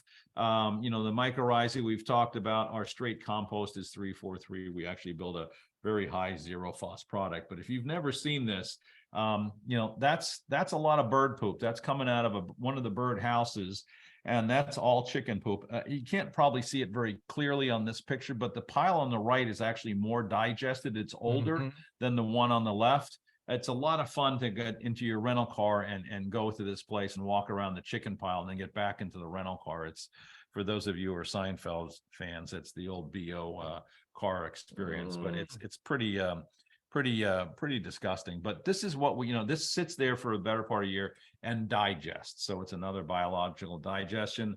Then it goes into this big expensive plant. We spin it, we put it into a slurry, we blend it with the minerals and the humates and molasses and whatever else we're putting in there, and we end up with a product that we can put into a bag, which is and also for the old time Earthworks users, you'll know that Renovate Plus now is granulated and prilled like this as well, which is really nice.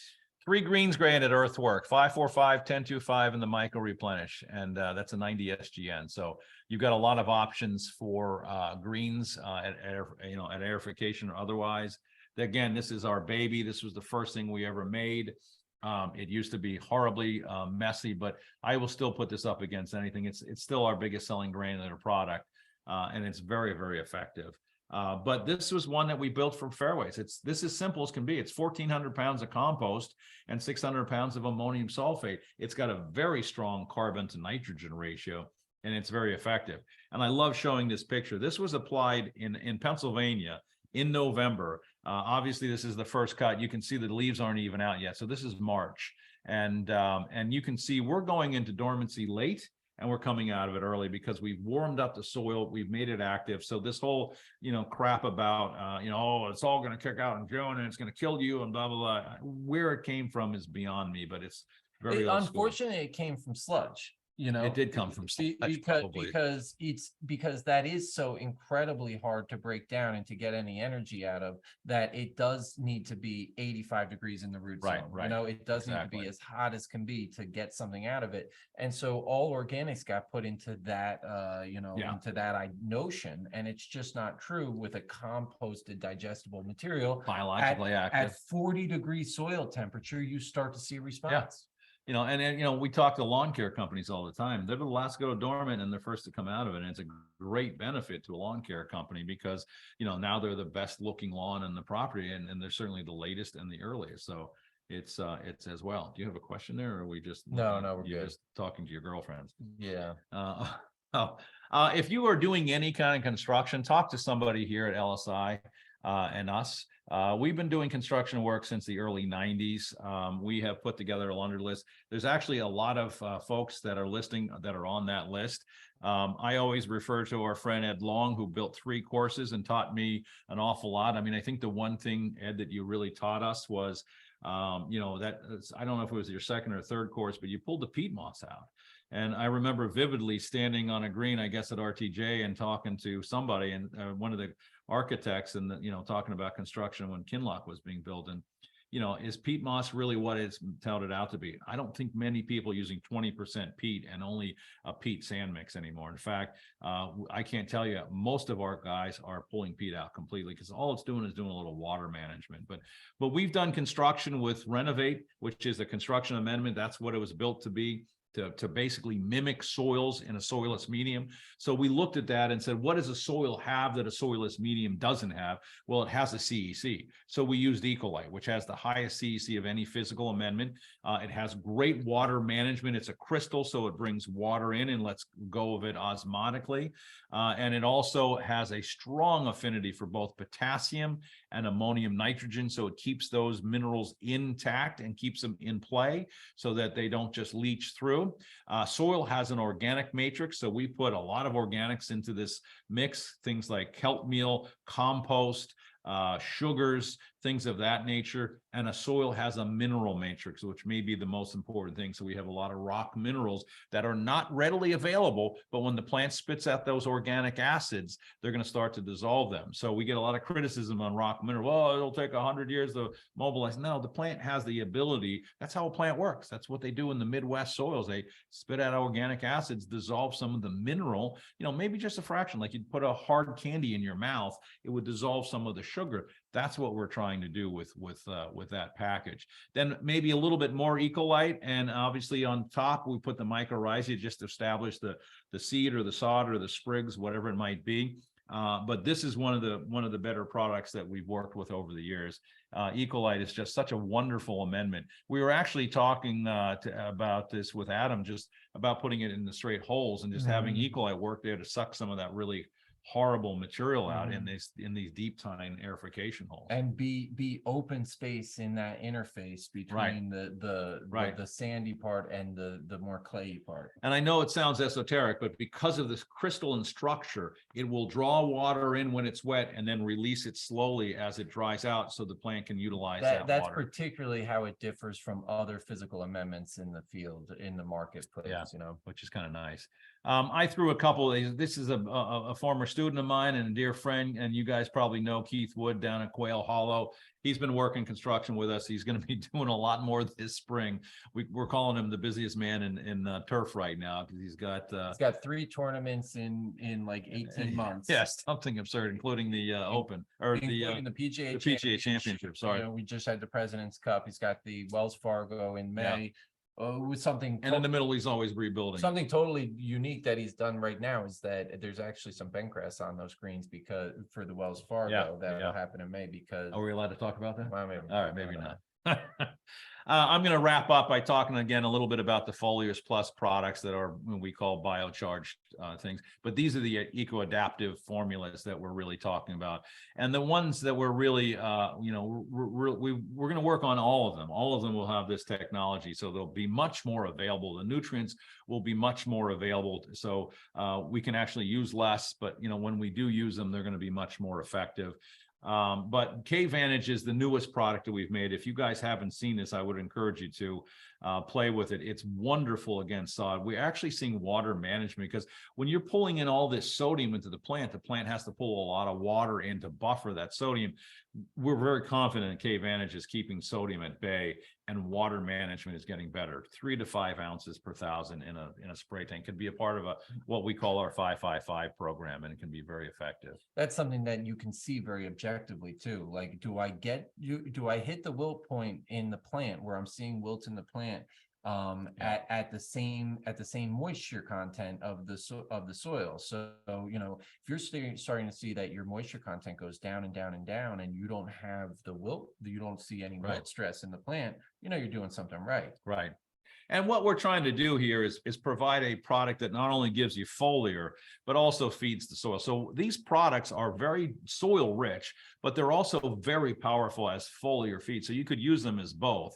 And you know, we know foliar feeding is as much marketing as anything, because 80% of that water is rolling off the leaf anyway. So when it rolls off the leaf, let's not just have salt fertilizer sitting in the soil. Let's have something that's going to really feed the soil as well as feeding the plant. And that's what this line has always done with this product and the eco-adaptive nature, and of course all that material that we call biocharge, which is all the carbon that's feeding that. One of our most powerful programs on greens and teas is 555. It's been typically CalVantage Protein Plus, which is now changing a little bit. I'll talk about that in a second, and Trilogy. So that is a complete fertility package on a green and a tea, and it really supports all the basic functions. Protein Plus is being changed to an eco-adaptive formula, and we've pulled out the phosphorus. So what you will see this year is this label. We have tested it over the last 2 years. It's extremely effective. The legs are a lot longer. It gives great problem. You've been using it at some of your clients and some of the park systems with some great success. And that's what I'm talking about, where we're getting a lot done on a very long spray cycle and great color. Right, which is really the key thing to what we're doing. And then, of course, we're also working with BioVantage. We're hoping, and I shouldn't even say this, but we're hoping that we can actually get some mycorrhizae in this, because there are some technologies that are coming around that allows us to get mycorrhizae into a liquid. Right now, not so good, and a lot of people are trying to say you can spray mycorrhizae, but there really hasn't been anything out there until just recently, and we haven't even finished our testing of it. So we'll talk about it as we get there. But the bottom line of everything we're talking about is biological soil management feeds microbial populations. Soil testing and soil chemistry helps us balance the chemistry so we can open up the soil, balance the chemistry, feed the soil. That's biological soil management in a nutshell. And Eric, I'm pretty close to being done here, but I would want to remind everybody that if you haven't listened to the podcast, if you'd like to be on the podcast, if you know somebody who would like to be on the podcast, we're well over 100 podcasts. We're getting 1,000 views a week, and then 1,000 views a week on the historical podcast. So they're all on our database and in our website. You can see us at earthworksturf.com or Soil First.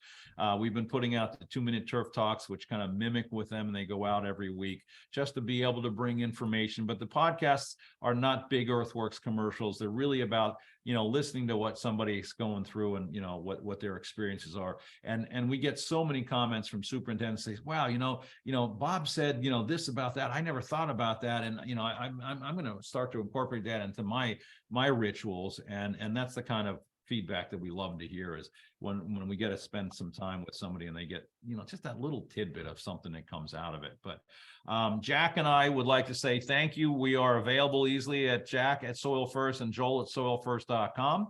And I got to thank you guys, certainly everybody at LSI for letting us be here. Eric, thank you. Thank everybody that supported us. This is one of our deepest, richest pockets of old friends, and you know, a lot of you guys I've known for 30 years when I was, you know, 6 years old. And it's always good to be able to stay in touch. Unfortunately, we're not sitting in front of you, but maybe one of these days soon we will. But I want to thank everybody for their support. And needless to say, we love. This was a lot of fun. Yeah, we love the LSI family, and the fact that it's growing.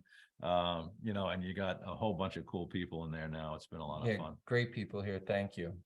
Yeah. So Eric asked me to put this up. So this is your research thing. I might have these a little bit backwards, Eric. I don't know exactly where you want everything, but No, you're good right there. That's coming up next month. We've got our pesticide recertification online. There's 2 sessions being offered. You can see February 15th and February 16th. So for those needing pesticide recertification, there's a number of states that we already have approval. We're waiting on approval on a few others. So stay in touch with your landscape supply or Walker Supply or 10 barge rep to make sure that you're getting the state certification that you need. It's a power packed agenda with a lot of the guys from Virginia Tech this year. So, And then you had this is your schedule, I assume? yeah, so this is our 2023 schedule for the first half of the year. That QR code will take you to a page that you can register for individually any one of these or all of them, hopefully. We've got some nice presentations coming up in 2023 that we're excited about. Obviously, taking February to focus on pesticide and fertilizer recertification classes. So excited that you guys were able to join us on one of these Learn webinars. I think it's a great value that you guys have brought today. I did see a couple questions, or at least one. Jack, did you see the one? I think I've been answering some questions here. And I'll leave you with there's today's certification, but if there are questions that we can answer live, that would be great. Yeah, so today's webinar is approved for 0.3 CEUs. Here's the code is 999-246-62-32654. So you can see it there on the screen.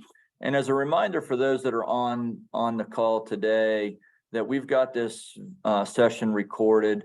We will send with this CEU certification acknowledgement, as well as the PDF of today's presentation and a link to the video recording. And then within the next week or two, this will be posted on our websites under the on-demand section. So some of our past ones are already up there. And just, again, another resource that we're trying to offer you, our customers, to kind of help you either educate yourself or your staff. So. Any questions, Eric, that you want to have us answer while we're here? Right now, any questions from the what people out there? Anything you answered that you want to share? Well, are you familiar with the work of John Emerson, extension agent at University of Delaware, about the MLSN and correlation with what you're doing? I am not aware of his work. I love the fact that MLSN talks about reducing inputs. That's exactly as I put it. I'm not a believer of MSLN because I think it's pretty limiting, and I think it keeps people on the razor's edge. But the concept is wonderful, and the fact that we're talking about soils is wonderful. No doubt. How was that? Yeah. Well, that's good. Yeah, when we went back and I was chatting with Jack a little bit about this, one of the challenges that I've seen in the marketplace, especially here in the Mid-Atlantic, is, you get these long periods of drought, and then you get this rain event that then sparks a lot of release from the ground. It's whether it's, breaking down or where it's coming from. But I remember being the superintendent myself and being frustrated in the fact that I hadn't put a lot of nitrogen out, and you get these nitrogen releases that end up, in some cases, because of the amount of nitrogen and the temperatures, becomes detrimental to the turf. And something that we almost managed like a salt, flushing them after a rain event just to try to get rid of some of that nitrogen that was causing us some problems at the wrong time of the year. Anything to comment about that? I mean, I'd say they kind of fit together, like, because but with the MLSN, we really are about keeping levels low, for that reason, and working with nature the way it wants to work by not overloading the system with nitrogen, really, because, like you're saying, you might not be, if it's super droughty and you have a lot of maybe that methylene sitting out there, that it's not breaking down, it's not releasing, and then you get that rain event that then activates and brings the soil back to life, and all that N is sitting there waiting to flush, or waiting to flush some growth, that then you need to push it out because there's too much sitting there. I think that's kind of what we're talking about when we talk about keeping inputs low. Yeah, and in biological soil management, much of the nitrogen is being released by microbial activity. So that's why we can get by with less synthetic nitrogen. And when you do use synthetic nitrogen, it goes through the process a little bit better. Even some of these, coated slow release materials biology still has to break that down. So, it just makes the whole system work so much easier by not having these huge chemistries and just letting biology do the core work. I mean, most of our folks that we work with over the years use very simple nitrogen products and then use the carbon as the slow release agent. But when you've got microbiology always sitting there in your soil profile, you're always getting a nice steady release of nitrogen without having spikes and valleys, which is what we're really trying to avoid. We want to get rid of the highs and lows in fertility and make it real even. And like our brethrens at MSLN, we want to bring down the nutrient level. We just want to do it with good chemistry. And you can't reduce inputs if you don't bring carbon to the table. So that's really the biggest issue there, is if we don't bring carbon to the table, you're never going to reduce inputs. You just can't take half of my lunch and expect me to be happy. You gotta be able to, it's just one analogy I heard was like, I'm going to only fill the plane up with half the fuel and fly to LA. It's not going to work. I still need to have a fuel tank full, but I want to have the right fuel in the tank. Without carbon, you can't effectively reduce inputs, but you can definitely reduce inputs. And that should be a goal of all of ours, from a cost standpoint, from an environmental standpoint, just simply from a sanity standpoint, because now your program is working so much better for you. You can spend your evening with your kids and your wife and your family and whoever. But that's really what we're really trying to get at, is that, and we've seen it for so long that, get carbon into the system, and you got a buffer and you got a foundation, and you're going to be able to reduce and it inputs. is not using something that isn't needed. You're not overusing by taking this approach. So there you have it. I'll leave it at that, Eric. Yeah, that's great. Can you back up one slide just so the folks on the call could use their phones if they wanted to get to our webinars that are coming up? So I appreciate that. We've got a power punched schedule coming up here for 2023. There'll be more to follow in the fall. Appreciate everyone's participation today. We had a great crowd today, a great presentation. On behalf of Walker Supply, Landscape Supply, and 10 Barge, we want to thank all of our customers, and for you, Joel and Jack, for all the support that you give to us and our customers. Appreciate that partnership. It means a lot to us. I know at Landscape Supply, it's probably the longest standing relationship we have with any singular product partner that we have. So appreciate that and all the help you provide us. So thank you again. Thank you, Thank Eric. you, guys. Thank you, everybody. Have a great day, everyone. Okay, so long.